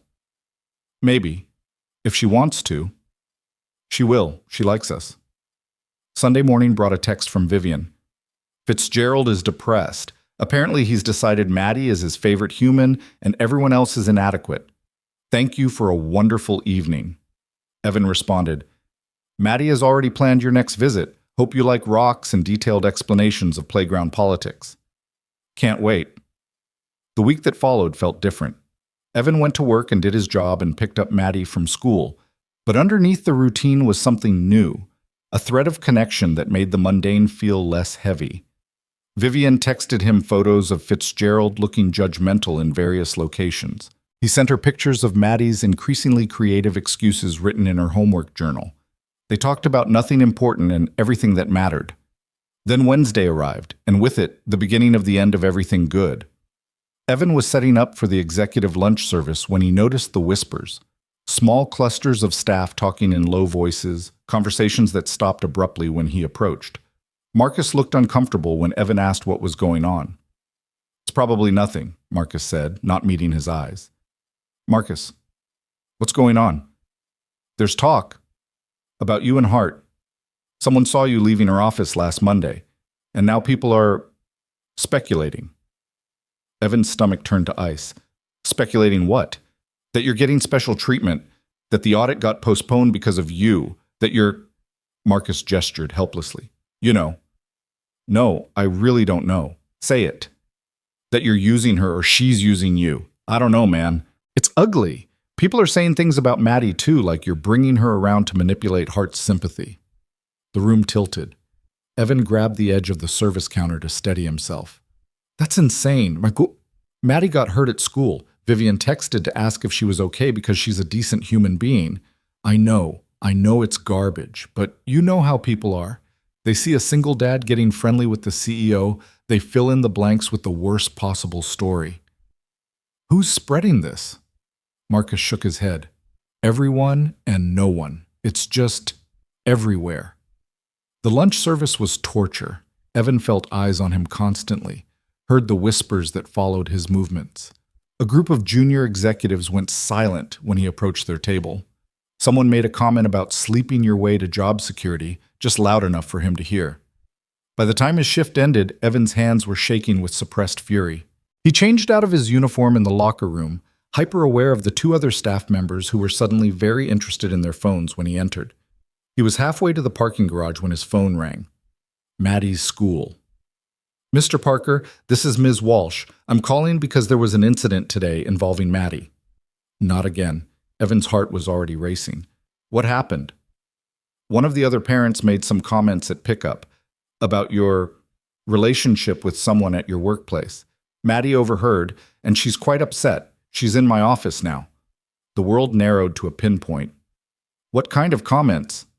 Ms. Walsh's discomfort was audible. I'd rather discuss this in person. Can you come to the school? Evan was already running. I'm on my way. The drive to Riverside Elementary was a blur of rage and fear. Someone had talked about him within earshot of his daughter. Someone had spread gossip so toxic it had reached Maddie's school. Someone had made his 7-year-old child collateral damage in their ugly speculation about his personal life. Maddie was curled in a chair in the principal's office, her face blotchy from crying. She launched herself at Evan the moment she saw him. Daddy, Emma's mom said you're trying to trick Vivian because she's rich. She said you're using me to make her feel sorry for you. She said it to Emma's dad, but I heard and Emma heard, and now Emma won't play with me. Evan held his daughter while rage burned so hot he couldn't speak. Miss Walsh stood nearby, her expression sympathetic but firm. Mr. Parker, I need to ask, is there any truth to these allegations? No. Evan's voice came out raw. Vivian Hart is a friend, just a friend. She invited us to dinner once. That's it. And the special treatment at work? There is no special treatment. I do my job. She does hers. Whatever people are saying is fiction. Miss Walsh nodded slowly. I believe you. But, Mr. Parker, you need to understand. This kind of gossip affects Maddie's social environment. Other parents are talking. Other children hear. I can't control what happens outside school grounds. What are you saying? I'm saying you might want to consider how your friendships might impact your daughter. Perception matters, even when it's unfair. Evan stared at the principal, at this woman who was supposed to protect children, who was instead suggesting he should modify his life to appease gossips. Are you telling me to stop being friends with someone because people are making assumptions? I'm telling you to be aware of the consequences, for Maddie's sake. Evan lifted his daughter into his arms. She was too big for this, really, but he needed to hold her, needed to feel her solid weight as proof that she was still his, still safe despite the ugliness swirling around them. Come on, baby, we're going home. In the car, Maddie was quiet for a long time. Then, Daddy, are you really tricking Vivian? No, sweetheart, absolutely not. But why did Emma's mom say that? How did you explain adult cruelty to a 7-year-old? How did you make sense of the way people twisted kindness into something ugly because they couldn't imagine friendship without ulterior motives? Because some people can't understand why someone successful would be friends with someone like me, Evan said carefully. They think there has to be a trick or a plan. But there isn't. Vivian is just nice, and she likes us for real. I know she likes us. She gave me Grandma Harriet's book. Exactly.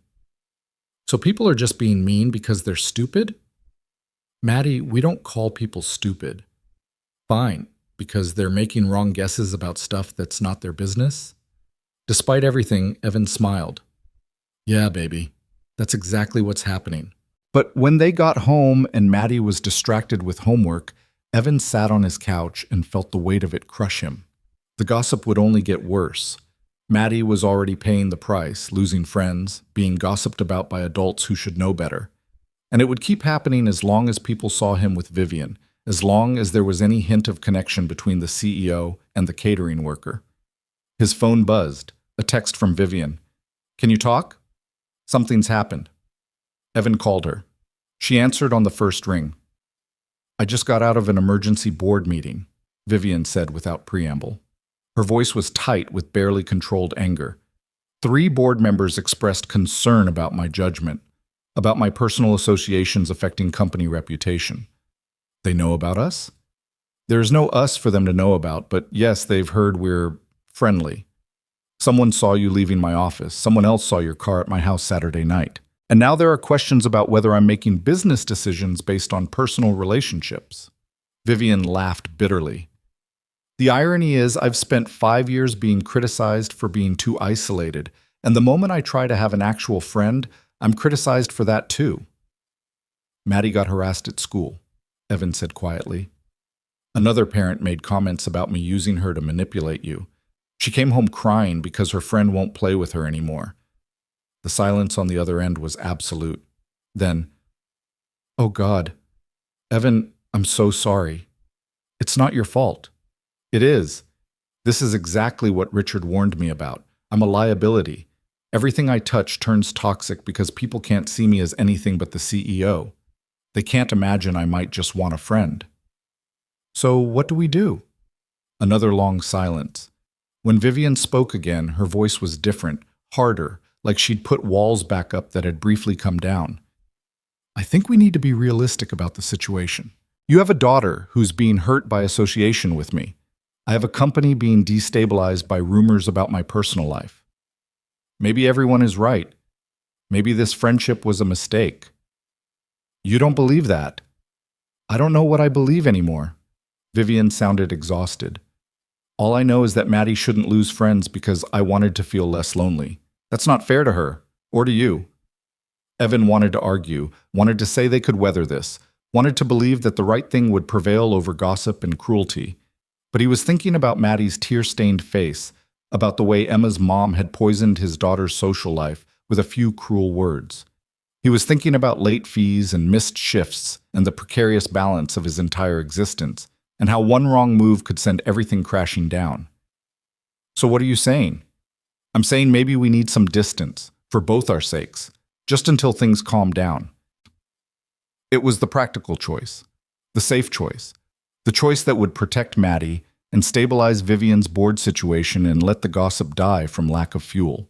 It was absolutely the right thing to do. It felt like failure. "Okay," Evan heard himself say, "if that's what you think is best." "I don't, but I think it's necessary." Vivian's voice cracked slightly. "I'm sorry, Evan. For all of it." "Me too." They hung up, and Evan sat in his quiet apartment while Maddie did homework at the kitchen table, oblivious to the fact that her new friend had just been sacrificed to the altar of other people's cruelty. He thought about store-bought lasagna and borrowed books and the way Vivian had looked at him like he was worth knowing. He thought about possibility and hope and all the fragile things that shattered when they met the real world. His phone buzzed with a text from Marcus. "Dude, you need to see this." The attached screenshot showed an internal company message board. The thread was titled "Hart's New Boy Toy," and the comments were vicious. Speculation about Evan's intentions, crude jokes about sleeping your way to promotions, someone suggesting Maddie was a sympathy prop, pages and pages of anonymous cruelty, dissecting his life like it was entertainment. Evan deleted the message without reading further, but the damage was done. The gossip wasn't calming down. It was accelerating, feeding on itself, growing uglier with each retelling. And somewhere in her office or her grandmother's house, Vivian was facing the same realization. Sometimes the right people met at the wrong time, and all the wanting in the world couldn't change the fact that the world wasn't ready to let them be. The distance Vivian had suggested turned into a chasm over the next 2 weeks. Evan showed up for his shifts, kept his head down, and existed in the careful invisibility he'd perfected over 2 years. The gossip didn't die. It mutated, grew more elaborate, twisted into stories about secret affairs and financial manipulation. Someone started a rumor that Evan had been fired and then mysteriously reinstated. Another claimed Vivian had given him a promotion he hadn't earned. None of it was true, but truth had stopped mattering somewhere around the third retelling. Maddie stopped asking about Vivian after the first few days of being met with, "She's busy, sweetheart," and grown-ups sometimes need space. She'd returned to the secret garden to Evan, with careful hands and a note written in her best second-grade cursive. "Thank you for letting me borrow this. I loved it. Love, Maddie." Evan had stared at that note for 20 minutes, knowing he should return it to Vivian, but unable to make himself climb to the 42nd floor. Instead, he'd left it with the building's mail services, addressed to Ms. Hart's office. Cowardly, maybe, but safer for everyone involved. On Thursday of the second week, Evan arrived for his morning shift to find Gloria waiting by the service entrance, her expression grim. "Conference room, now. HR wants to see you." Evan's stomach dropped. "What for?" "They didn't say, but Parker, whatever they ask, be honest. Don't try to protect anyone. Just tell the truth." The HR conference room was small and windowless, designed to make people feel cornered. 2 people waited inside, a woman in her 50s with gray hair pulled into a severe bun and a younger man taking notes on a tablet. The woman gestured to a chair. "Mr. Parker, I'm Dorothy Chen, head of human resources. This is my colleague, James Wright. We need to ask you some questions about your relationship with Ms. Hart." Evan sat, his hands clenched in his lap. "What kind of questions? Have you and Ms. Hart engaged in a romantic or sexual relationship?" "No, absolutely not." "Have you received any preferential treatment from Ms. Hart or her office?" "No." "Have you ever been to Ms. Hart's personal residence?" Evan hesitated. Lying would only make things worse, but the truth felt like a trap. "Once. She invited me and my daughter for dinner. It was completely appropriate." Dorothy made a note. "Did Ms. Hart give you or your daughter any gifts during this visit?" "She lent my daughter a book, a children's book that had belonged to her grandmother." "Lent or gave?" "Lent. Maddie returned it." The questions continued for another 30 minutes, each one designed to find evidence of impropriety that didn't exist. Had Vivian ever discussed company business with him? Had she offered him money? Had there been any physical contact beyond professional norms?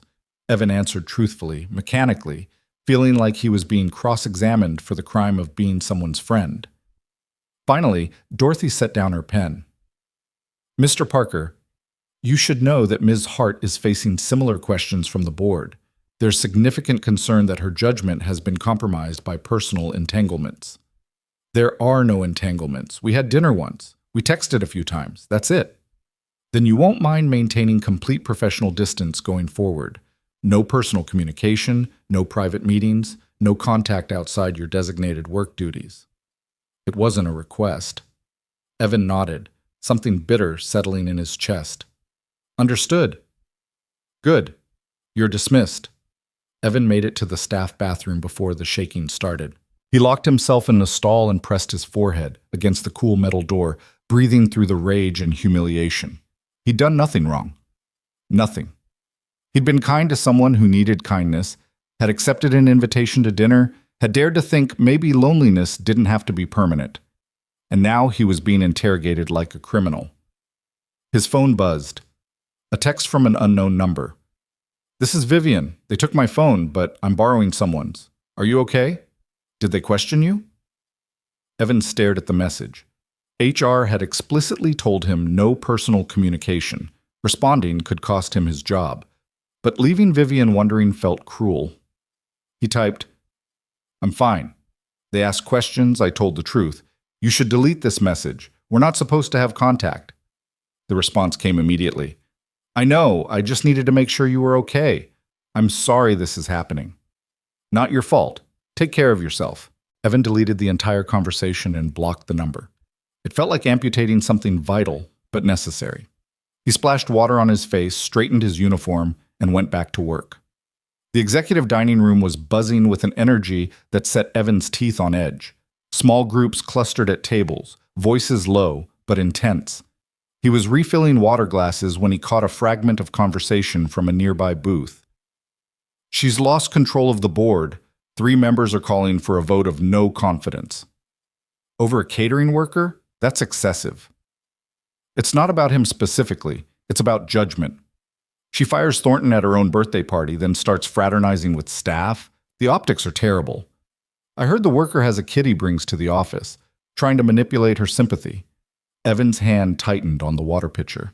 He wanted to turn around, to correct their vicious assumptions, to defend both himself and Vivian against the narrative they'd constructed.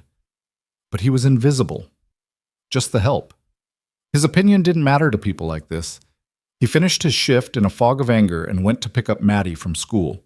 She was quieter than usual on the drive home, staring out the window instead of narrating her day. Baby, you okay? Emma talked to me today. Evan's heart sank. What did she say? She said her mom was wrong, that you're nice and Vivian is nice and they're friends now, and her mom can't stop them.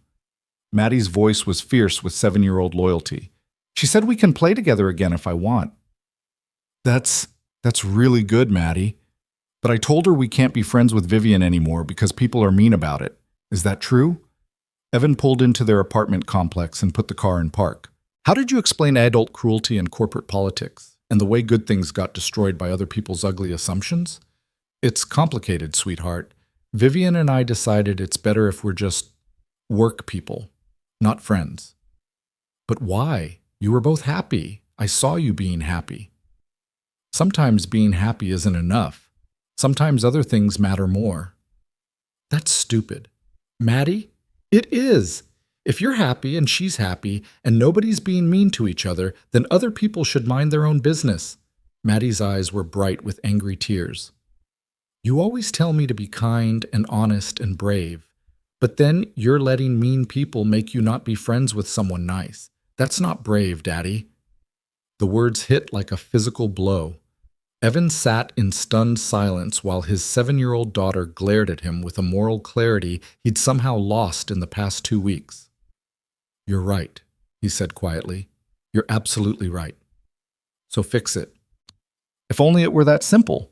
But Maddie had already unbuckled her seatbelt and was heading inside, leaving Evan alone with the uncomfortable truth that his daughter was braver than he was. That evening, after Maddie was in bed, Evan opened his laptop and did something he'd been avoiding.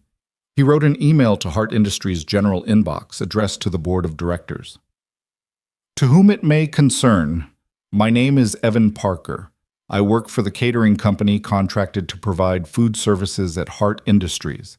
I'm writing to address rumors that have been circulating about my relationship with Ms. Vivian Hart. Ms. Hart and I are friends, nothing more, nothing less. She invited me and my daughter to dinner once. She texted to check on my daughter when she was injured.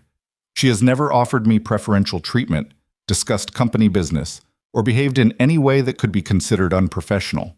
The rumors suggesting otherwise are false and damaging to both her reputation and my livelihood. I am not seeking anything from Ms. Hart or this company beyond the job I was hired to do. I am simply asking that you judge her on her actual conduct and leadership, not on manufactured scandal created by people who can't imagine that a CEO might want a normal human connection. Respectfully, Evan Parker. He read it 3 times, debating whether sending it would make things better or catastrophically worse. Then he thought about Maddie's fierce insistence that being kind and honest and brave mattered, and he hit send. Friday morning brought unexpected consequences. Evan arrived at work to find Gloria waiting with an expression he couldn't read.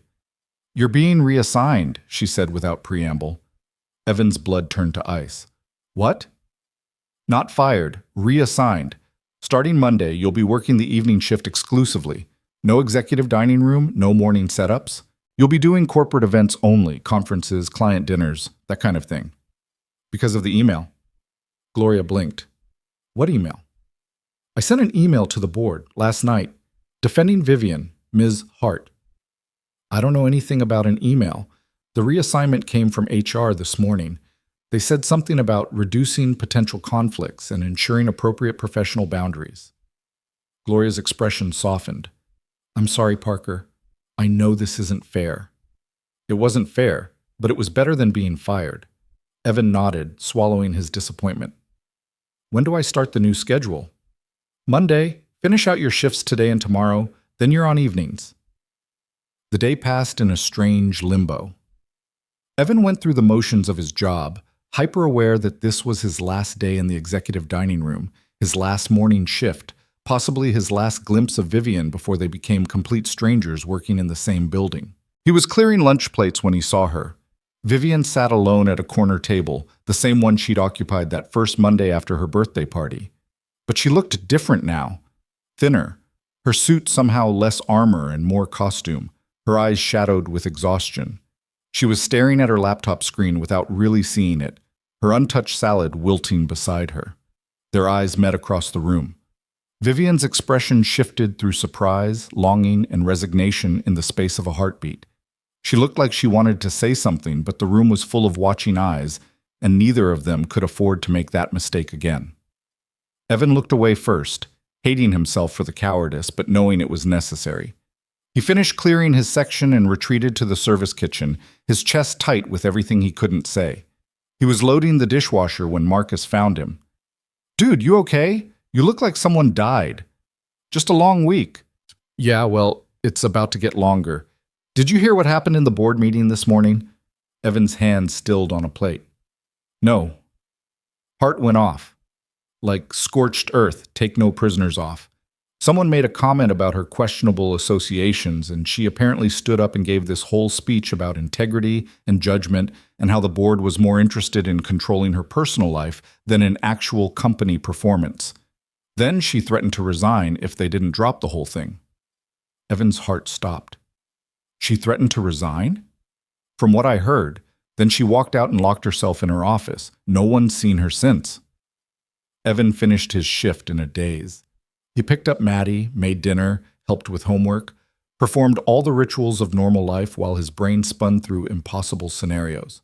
Vivian had defended him to the board, had risked her position, her company, everything she'd built, because people were being cruel about their friendship.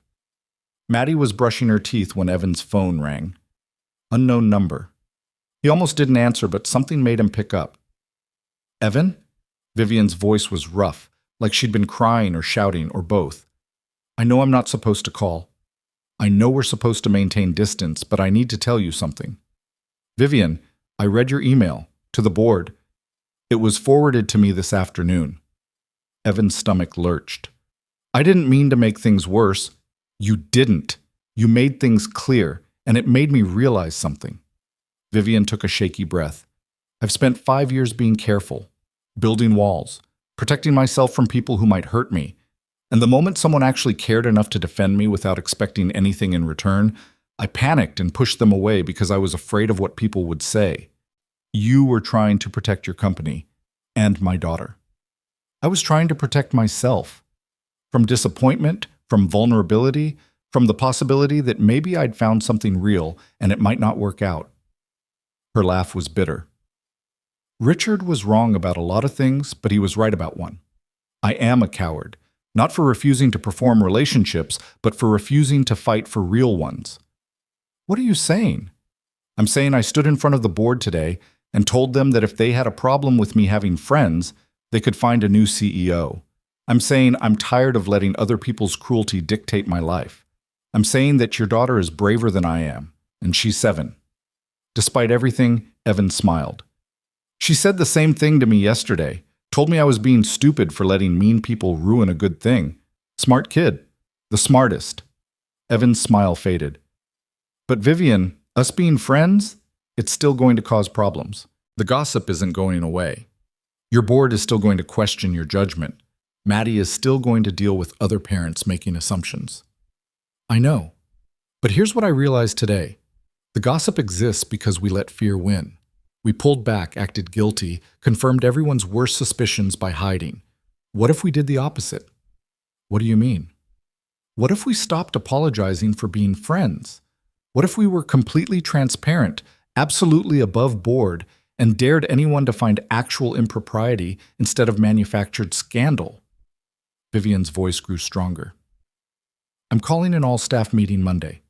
I'm going to address the rumors directly, state the facts, and make it clear that harassment of any employee, including contractors, will not be tolerated. I'm going to credit you publicly for treating me like a human being when everyone else treated me like a business transaction. That's going to make you more enemies. Good. I'm tired of worrying about making enemies. I want to start worrying about keeping friends. Evan closed his eyes, overwhelmed by the enormity of what she was proposing.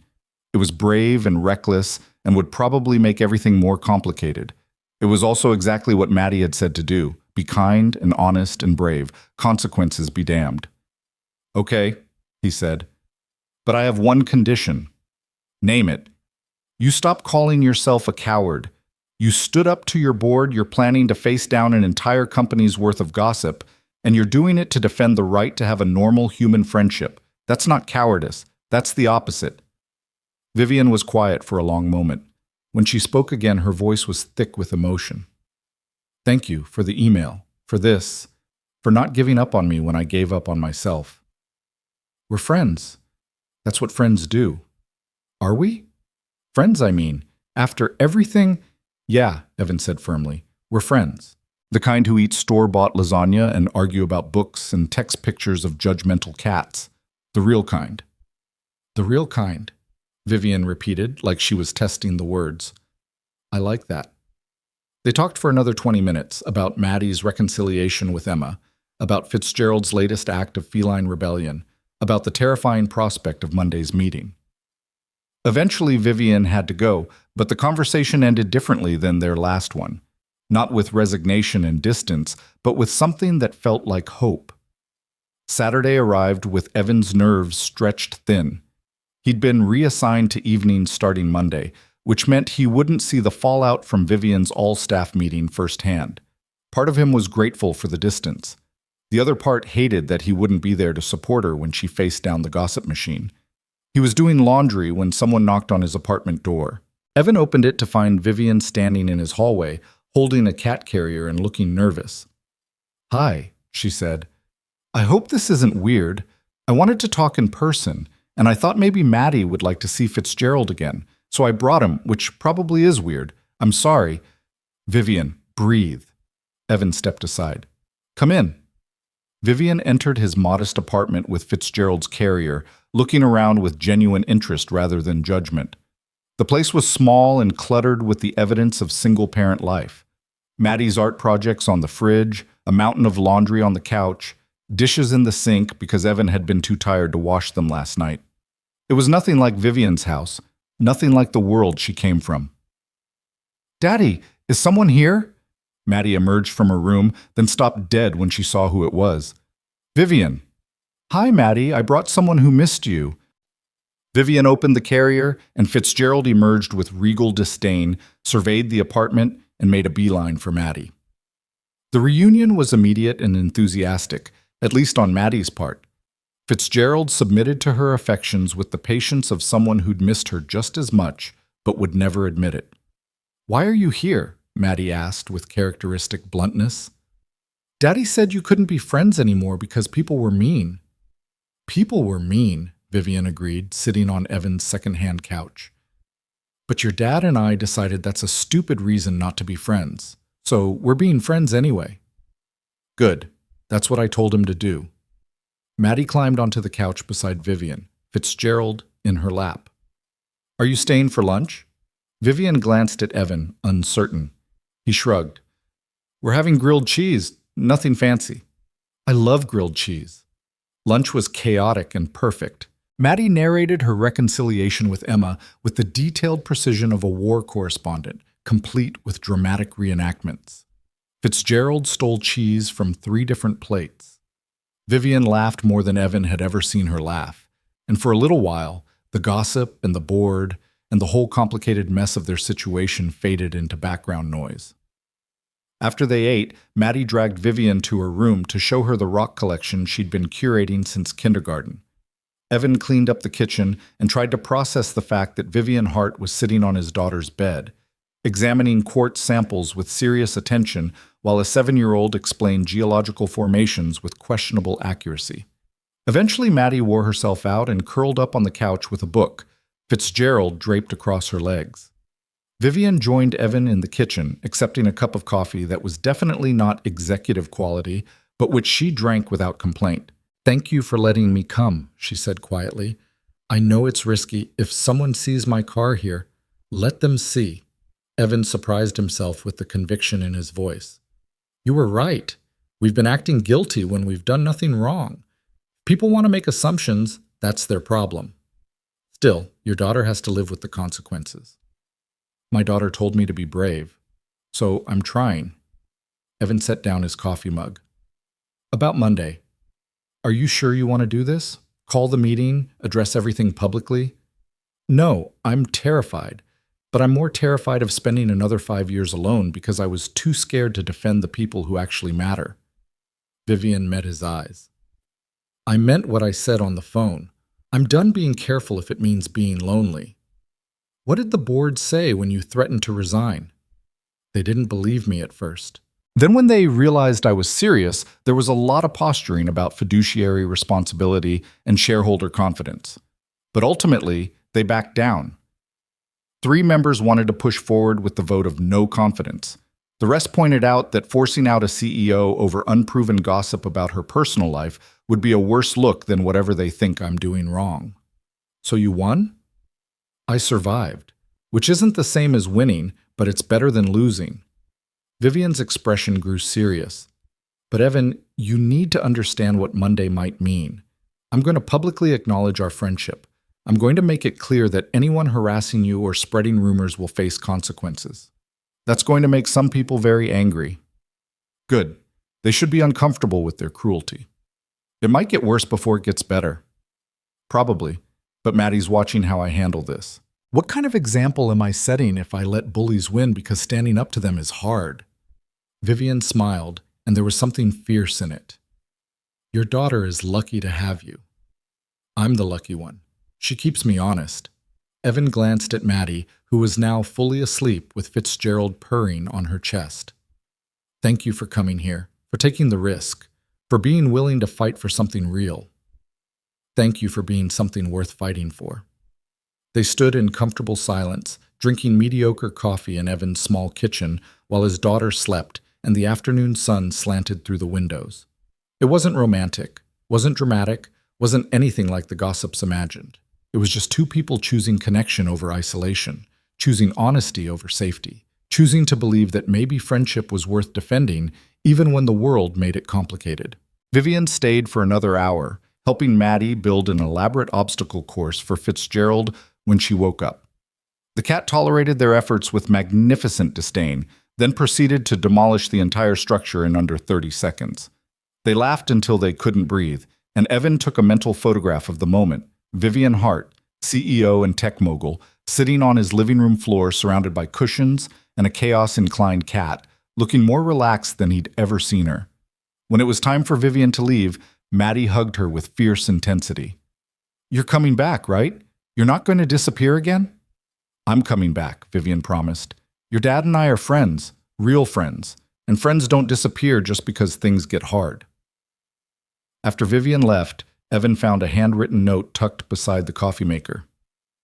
"Thank you for today, for letting me into your home and your life, for being patient with me while I figured out how to be brave. Whatever happens Monday, I want you to know you've already changed everything, for the better, always. V."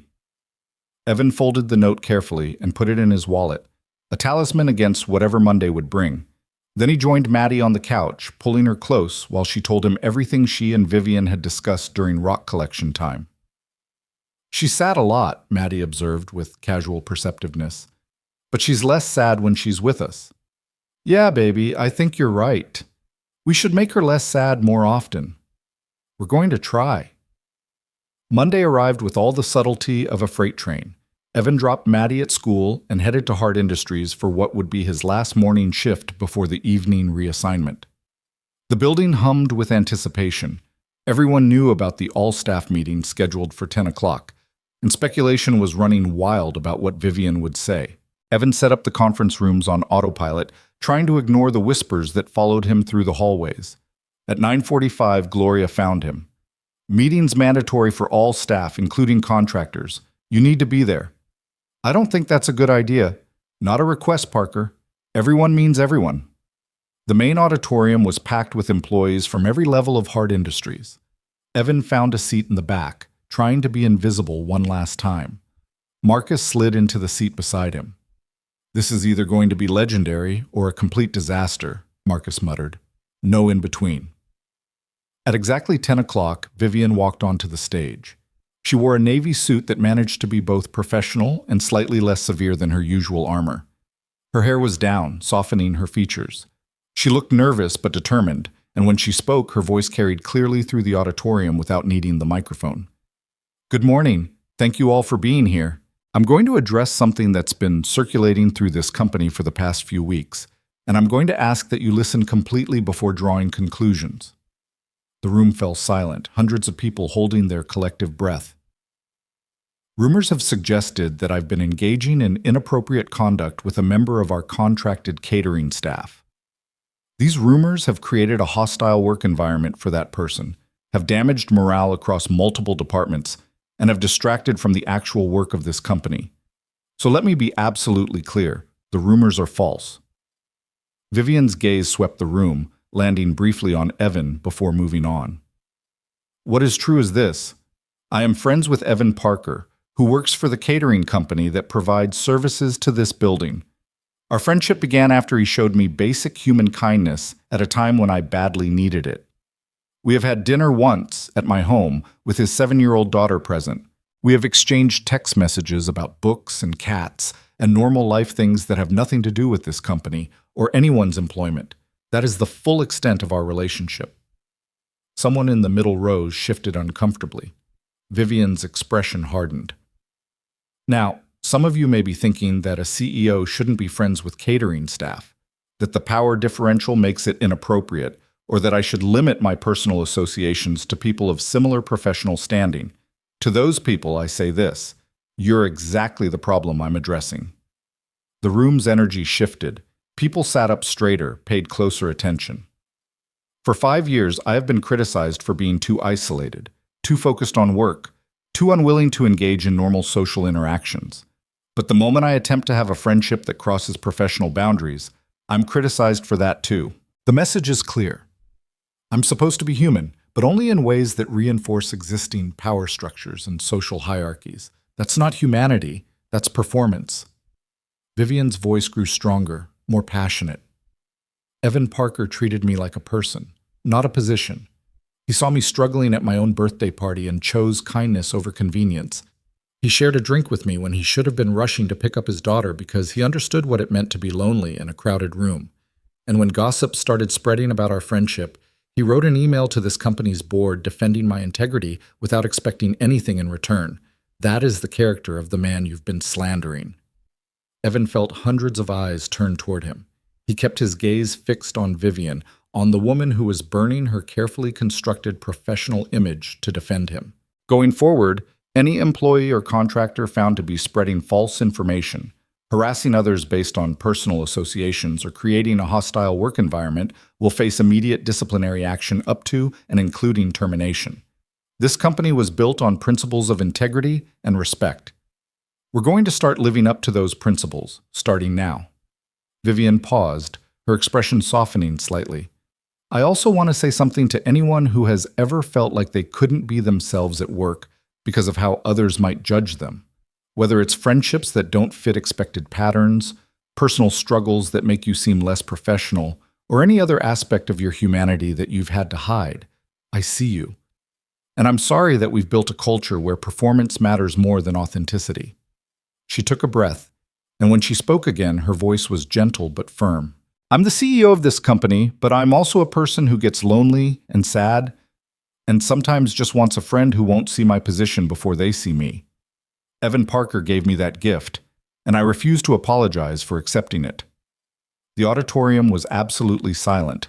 Then, from somewhere in the middle rows, someone started clapping. Then another person, and another, until half the room was applauding while the other half sat in stunned silence. Vivian's eyes found Evan's across the distance. She smiled, small, genuine, and entirely for him. The meeting ended shortly after, people filing out in clusters of whispered conversation. Evan stayed seated, overwhelmed by what had just happened. Vivian had stood in front of the entire company and defended their friendship with a fierceness that left him breathless. Marcus clapped him on the shoulder. Well, that was something. Yeah. You okay, man? Evan thought about it. About Vivian's speech, about the applause and the silence, about what Monday would bring when he started his new evening shift, and everything that had just happened settled into the company's collective consciousness. Yeah, he said again, and this time he meant it. I think I am. The aftermath of Vivian's speech rippled through Hart Industries like a stone thrown into still water. By lunchtime, 3 employees had been called into HR for documented harassment. By end of day, 2 had been terminated. The message was clear. The culture of casual cruelty that had thrived in whispers and anonymous message boards was no longer tolerable. Evan finished his last morning shift in a strange state of hyper-awareness. People looked at him differently now, some with respect, others with resentment, a few with curiosity that felt almost invasive. But no one whispered when he passed. No one made snide comments just loud enough for him to hear. The silence wasn't comfortable exactly, but it was better than the alternative. He was packing up his station when his phone buzzed. Vivian. Can you come to my office before you leave? I promise it's not weird. Well, it might be weird, but good weird? Evan smiled despite his nerves and took the elevator to the 42nd floor. Sarah at reception waved him through without the usual security theater, and he found Vivian in her office staring at her computer screen with an expression of bemused disbelief. You okay? He asked from the doorway. Vivian looked up, and her face broke into a genuine smile. I just got 17 emails from employees thanking me for the speech. 17. People I've worked with for years who apparently have been hiding parts of themselves because they were afraid of judgment. That's good, right? It's unexpected. I thought I'd get pushback, maybe some resignations from people who disagreed with my approach. Instead, I'm getting thank you notes. She shook her head. One woman told me she's been hiding the fact that she's a single mother because she thought it would make her seem less committed. Another guy said he stopped bringing his husband to company events because someone made a comment about keeping personal lives separate.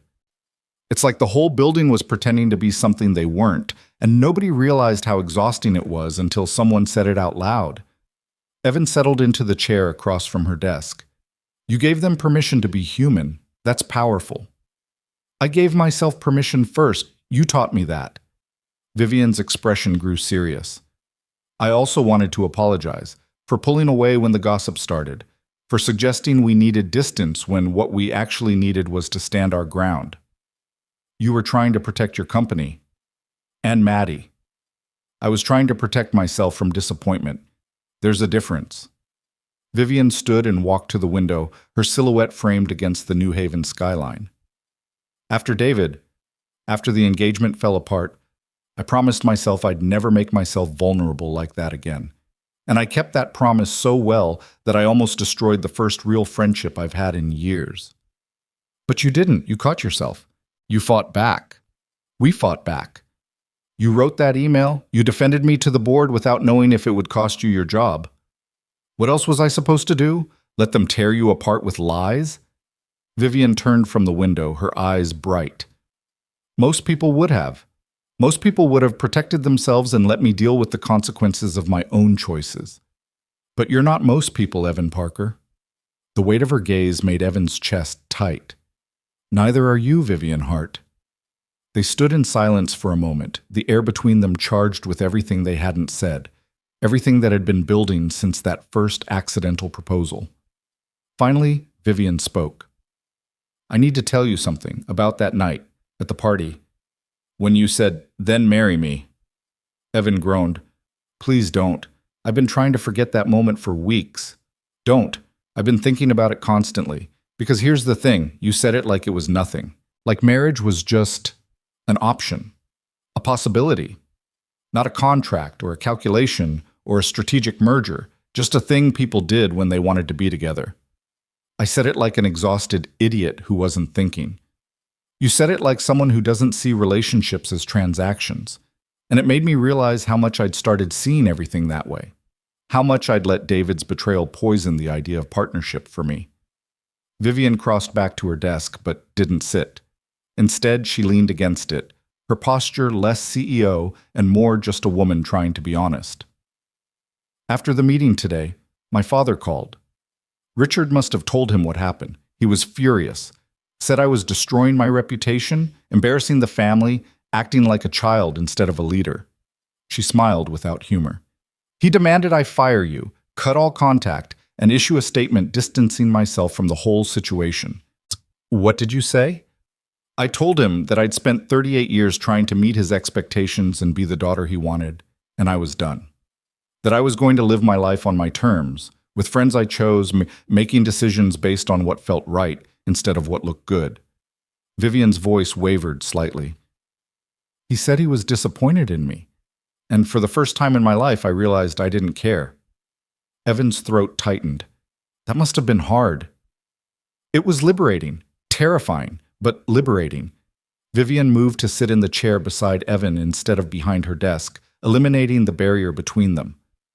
I keep thinking about what you said that first night, about how I look like I need someone to see me.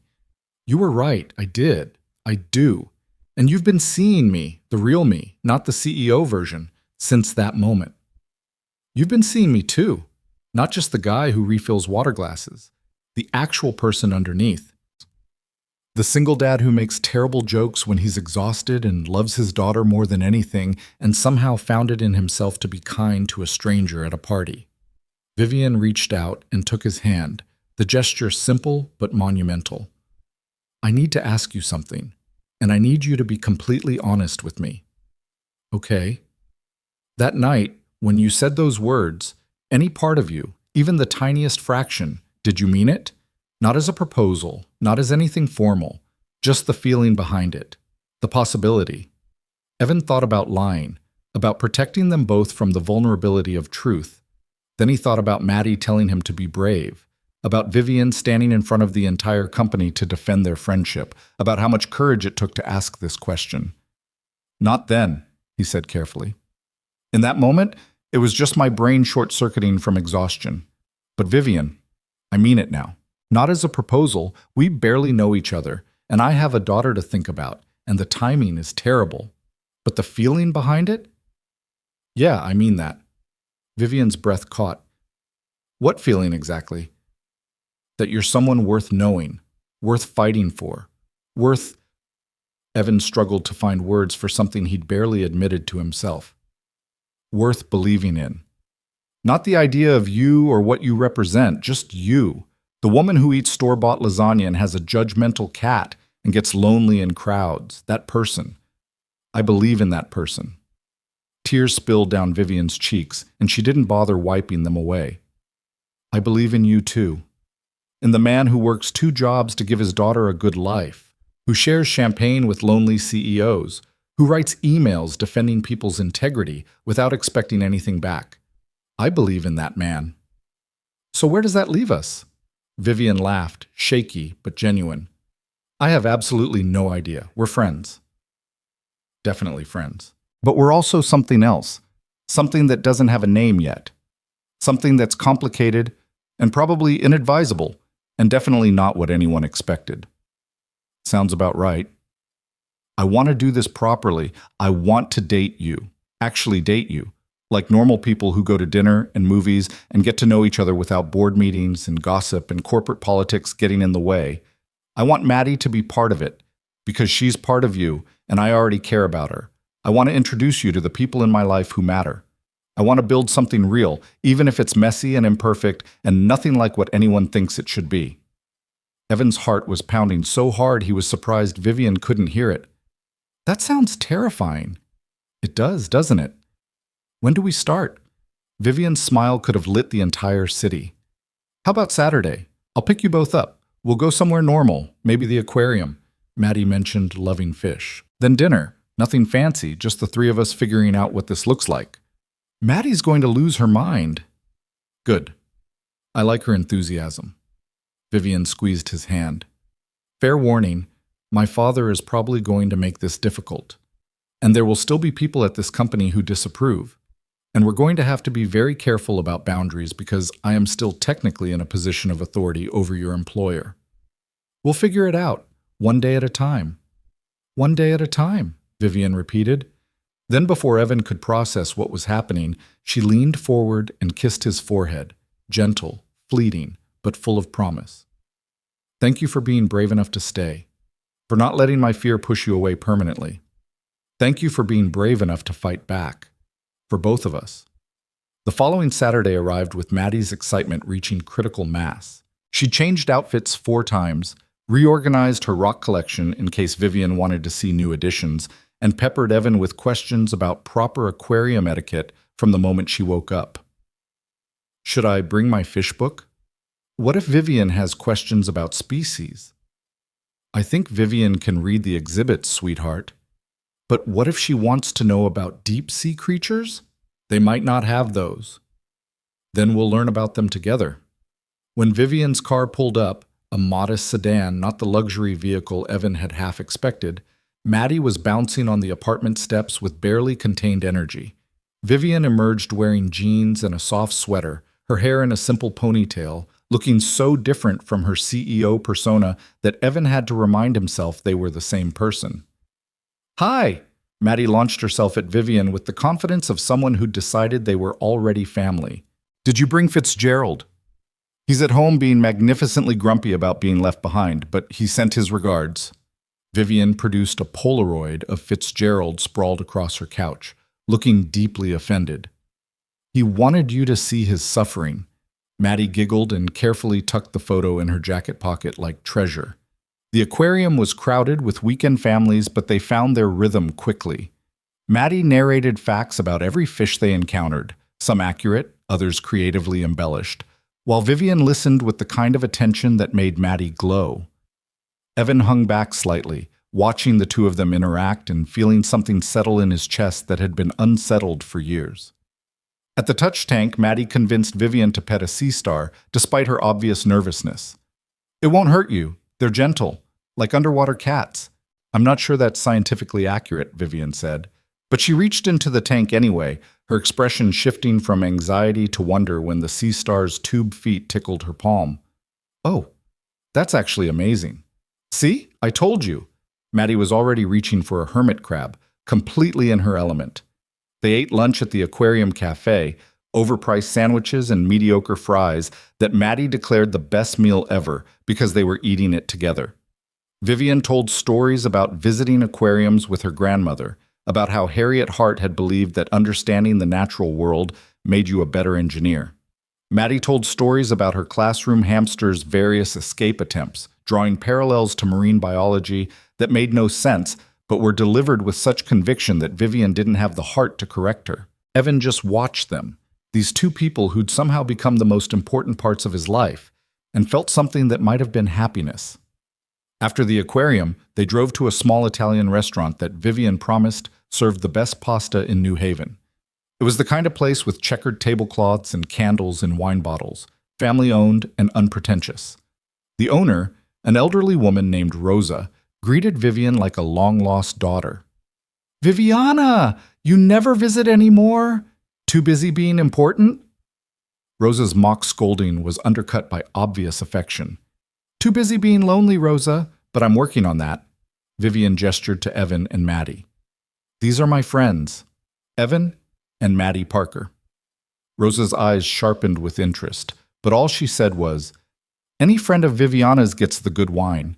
And for the little one," she winked at Maddie, "the best tiramisu in Connecticut. After dinner, of course." Dinner unfolded with the ease of people who'd stopped performing and started just being. Maddie charmed Rosa into letting her help fold napkins in the kitchen. Vivian and Evan talked about everything and nothing, books they'd loved, places they wanted to travel, the small dreams that felt too vulnerable to share with most people.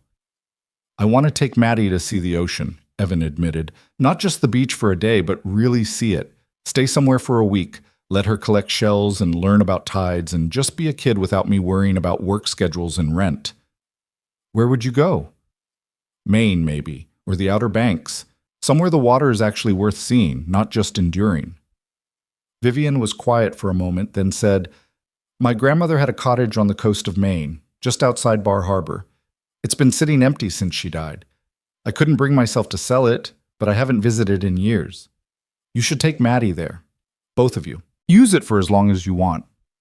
Evan's fork stopped halfway to his mouth. "Vivian, I can't."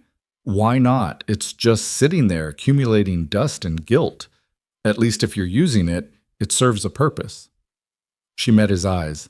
"I'm not offering charity. I'm offering to share something meaningful with people who might actually appreciate it. There's a difference." "That's incredibly generous."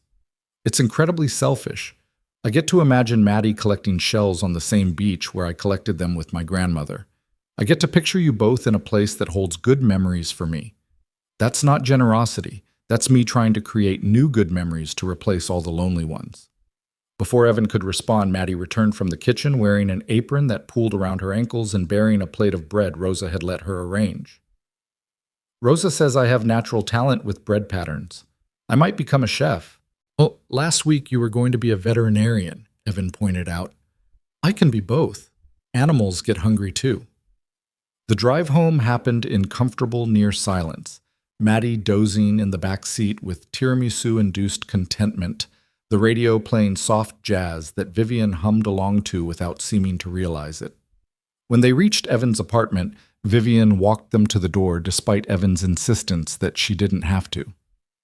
"I wanted to," she said simply. "I wanted to see where you live, see you in your space. This whole thing, us figuring out what this is, it has to include the real parts of life. The modest apartments and the second jobs and the everyday ordinary things." Maddie, half asleep, hugged Vivian goodnight with fierce intensity. "Today was the best day. Can we do it again?" "Absolutely. Next time maybe we can teach your dad to appreciate modern art. He seems skeptical." "I am not skeptical of modern art," Evan protested. "I'm skeptical of paying millions for paintings that look like accidents. See? Skeptical." But Vivian was smiling. She waited until Maddie shuffled inside, then turned to Evan. "Thank you for today, for letting me into your life. Both your lives.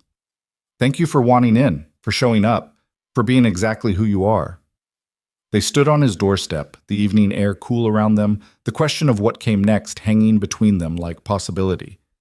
Finally, Vivian spoke. "I need to tell you something about that accidental proposal." Evan's stomach flipped. "Vivian, just listen. When you said those words at the party, my first reaction was anger. I thought you were mocking me, mocking the idea that anyone would willingly marry me. But later, when I watched the security footage, I saw your face. You looked horrified. Genuinely, completely horrified that you'd said it out loud." She smiled. "And I realized you hadn't meant it as mockery. You'd meant it as exactly what it was, an exhausted brain supplying an answer without filters.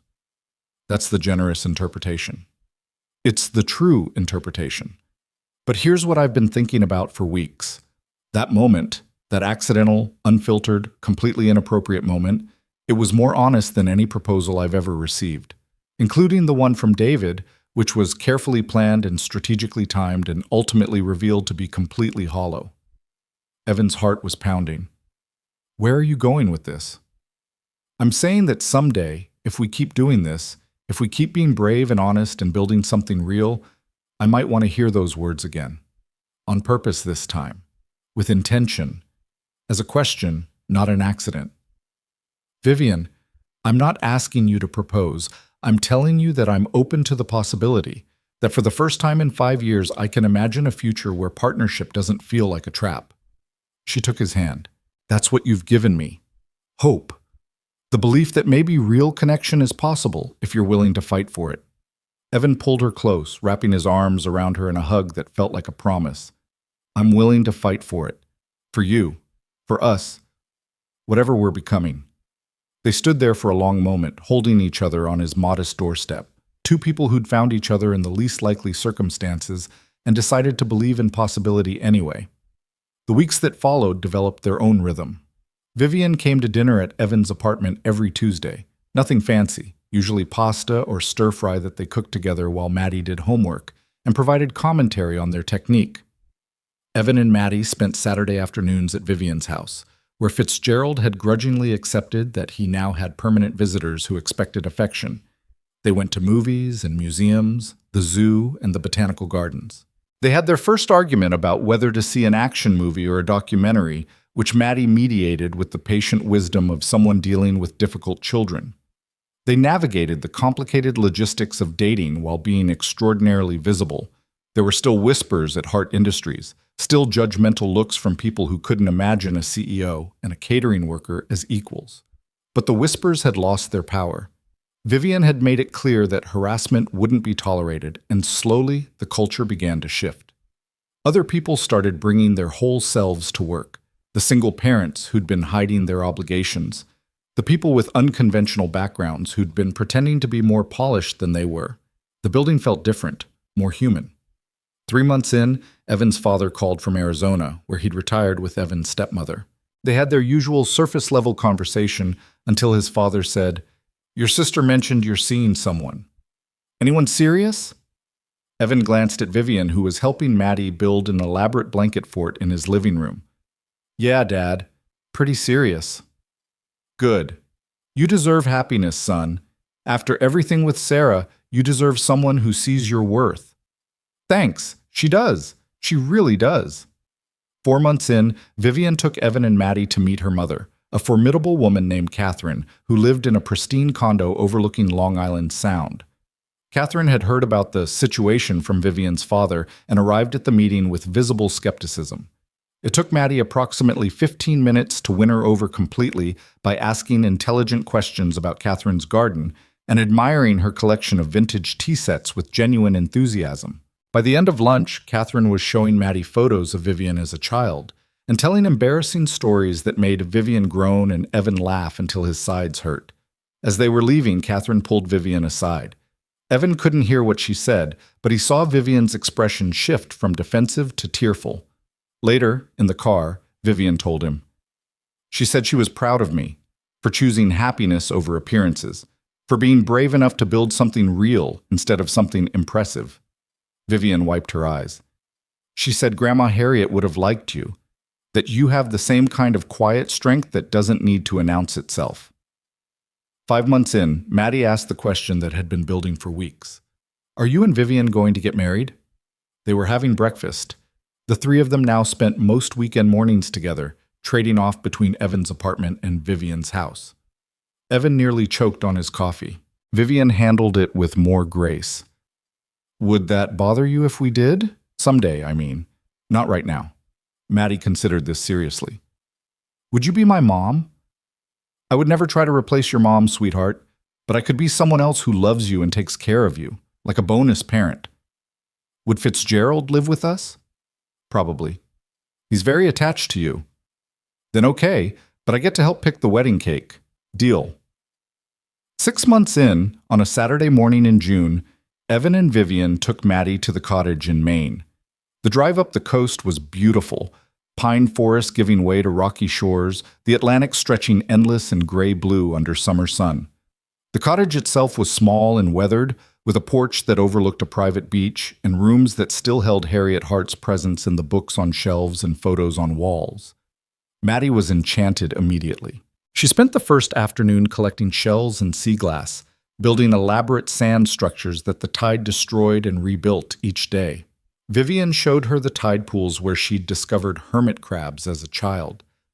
Evan just watched them, these two people who'd somehow become his entire world, and felt gratitude so intense it was almost painful.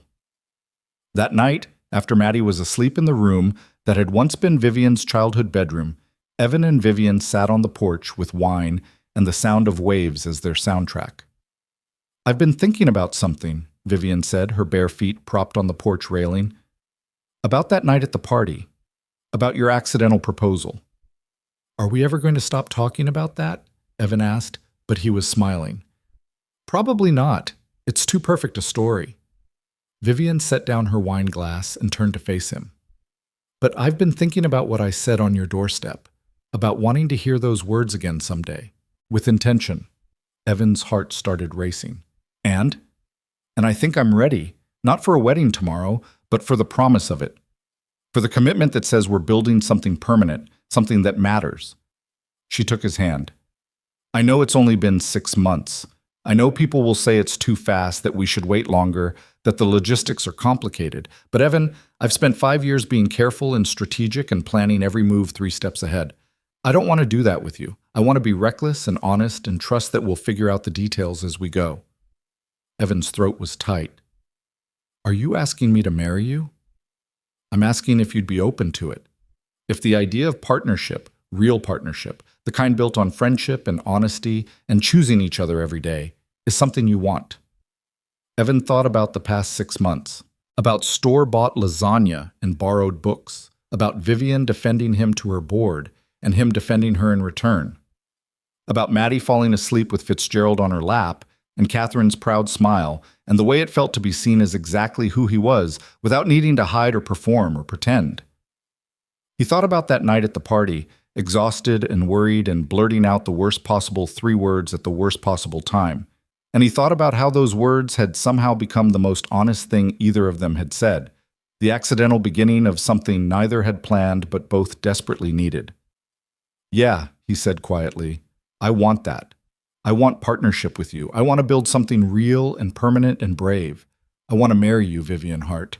Not because it makes strategic sense or looks good or fits anyone's expectations. Because you make me believe in possibility again. Because you're terrifying in the best way. Because I love you." Vivian's breath caught. "Say that again." "Which part?" "The last part." "I love you. Completely. Imperfectly. For real." Vivian kissed him then, properly kissed him for the first time, and it felt like coming home. When they finally pulled apart, she was crying and laughing at the same time. "I love you too. I think I've loved you since you shared champagne with me when you should have been running out the door. I just didn't have the courage to admit it until now." "So is that a yes? To marriage, to partnership, to all of it?" "It's a yes, but I have conditions." "Of course you do. We do this properly. We date for a while longer, we make sure Maddie is completely comfortable with everything, we plan a wedding that's about us and not about appearances. And Evan," she cupped his face in her hands, "we keep being honest, always, even when it's hard, especially when it's hard. I can do that, all of it. Good. Because I'm not good at relationships. I'm going to mess up and get too focused on work and probably forget important dates. I'm going to be late sometimes and stress about money, even when I don't need to, and let Maddie eat too much ice cream. We're going to be a disaster. The best kind of disaster." They sat on the porch until the stars came out, making plans and promises that felt both terrifying and inevitable. At some point, Vivian went inside and came back with a small velvet box that Evan recognized from photos on her walls. "This was my grandmother's engagement ring. Nothing fancy. She bought it at a pawn shop with money she'd saved from her first repair shop. But it was real, and it was hers, and I think she'd want you to have it. Evan opened the box to find a simple gold band with a small diamond, worn from decades of wear but beautiful in its history. Vivian, I can't. You can. Because unlike every other man who's tried to give me jewelry, you actually understand what it represents. Not the value in dollars, but the value in meaning, in building something from nothing and making it matter. I don't have a ring for you. Then we'll pick one out together, equal partners from the start. Evan slipped Harriet Hart's ring on his finger. It fit perfectly, like it had been waiting for him. When should we tell Maddie? Tomorrow. Let her have tonight to just enjoy the beach. Tomorrow we tell her that her family is about to get bigger. But Maddie, with the uncanny awareness of children, was waiting for them when they came inside. She sat on the stairs in her pajamas, Fitzgerald purring in her lap, looking far too knowing for a 7-year-old. You're getting married, aren't you? Vivian and Evan exchanged glances. How did you? Daddy has Grandma Harriet's ring on his finger. That's pretty obvious. Maddie stood, depositing Fitzgerald with practiced ease. Can I be the flower girl? You can be whatever you want, Vivian said, kneeling to Maddie's eye level. But I need to know, are you really okay with this? With me becoming a permanent part of your family? Maddie's expression turned serious. Are you going to be nice to my daddy? Always. Are you going to let me visit Fitzgerald whenever I want? You can visit Fitzgerald every day if you want. He's partially yours now anyway. And are you going to keep being my friend? Not just Daddy's person, but mine too? Vivian's eyes filled with tears. Always, sweetheart. I love your dad, but I love you too. You're a package deal, and I wouldn't want it any other way. Maddie threw her arms around Vivian with the fierce love of a child who'd decided you were family. Then yes, you can marry Daddy, but I still get to help with the cake. Absolutely. They spent the rest of the week at the cottage, collecting shells and swimming in water that was too cold but perfect anyway, cooking dinners together and reading on the porch and learning to be a family. Vivian taught Maddie to identify constellations. Evan taught Vivian the elaborate bedtime ritual Maddie insisted upon. They argued about everything from dinner menus to furniture arrangement and discovered that disagreeing didn't mean disaster. It just meant they were real people building something honest. On their last night, after Maddie was asleep, Vivian pulled out her laptop and showed Evan something she'd been working on. I've been talking to the board about restructuring my role, creating a CEO position that's less all-consuming, that allows for actual life outside of work. They're resistant, but I'm not backing down. I've spent 5 years proving I could build an empire. Now I want to prove I can sustain one while also having a family. Are you sure? I don't want you to sacrifice your career. I'm not sacrificing anything. I'm redefining what success looks like. Grandma Harriet built her company so she could have freedom and stability. Somewhere along the way, I forgot that the point was never to be the biggest or the richest. It was to build something meaningful on your own terms. Vivian closed her laptop. You and Maddie, you're meaningful. You're my terms. Everything else is just details. 3 months later, on a bright September afternoon in the garden behind Harriet Hart's cottage, Evan and Vivian got married. The ceremony was small. Maddie as flower girl, wearing a dress she'd chosen herself and carrying Fitzgerald in a specially designed cat tux that he tolerated with magnificent disdain. Marcus as best man, making jokes that were equal parts embarrassing and perfect. Catherine and Rosa and a handful of friends who'd watched them build something real from accidental beginnings. Vivian wore a simple dress the color of the ocean at sunset. Evan wore a suit borrowed from Marcus that fit well enough. Maddie officiated, having obtained an online ordination specifically for this purpose and taking her duties very seriously. Do you, Daddy, take Vivian to be your wife? To share dinners and books and cat time forever? I do. Do you, Vivian, take my daddy to be your husband?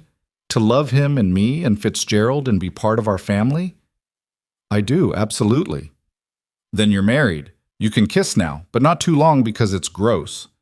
The reception was a backyard barbecue with too much food and not enough seating and exactly the right amount of joy. Catherine gave a toast about brave choices and authentic love. Marcus told the story of the champagne incident. embellishing shamelessly.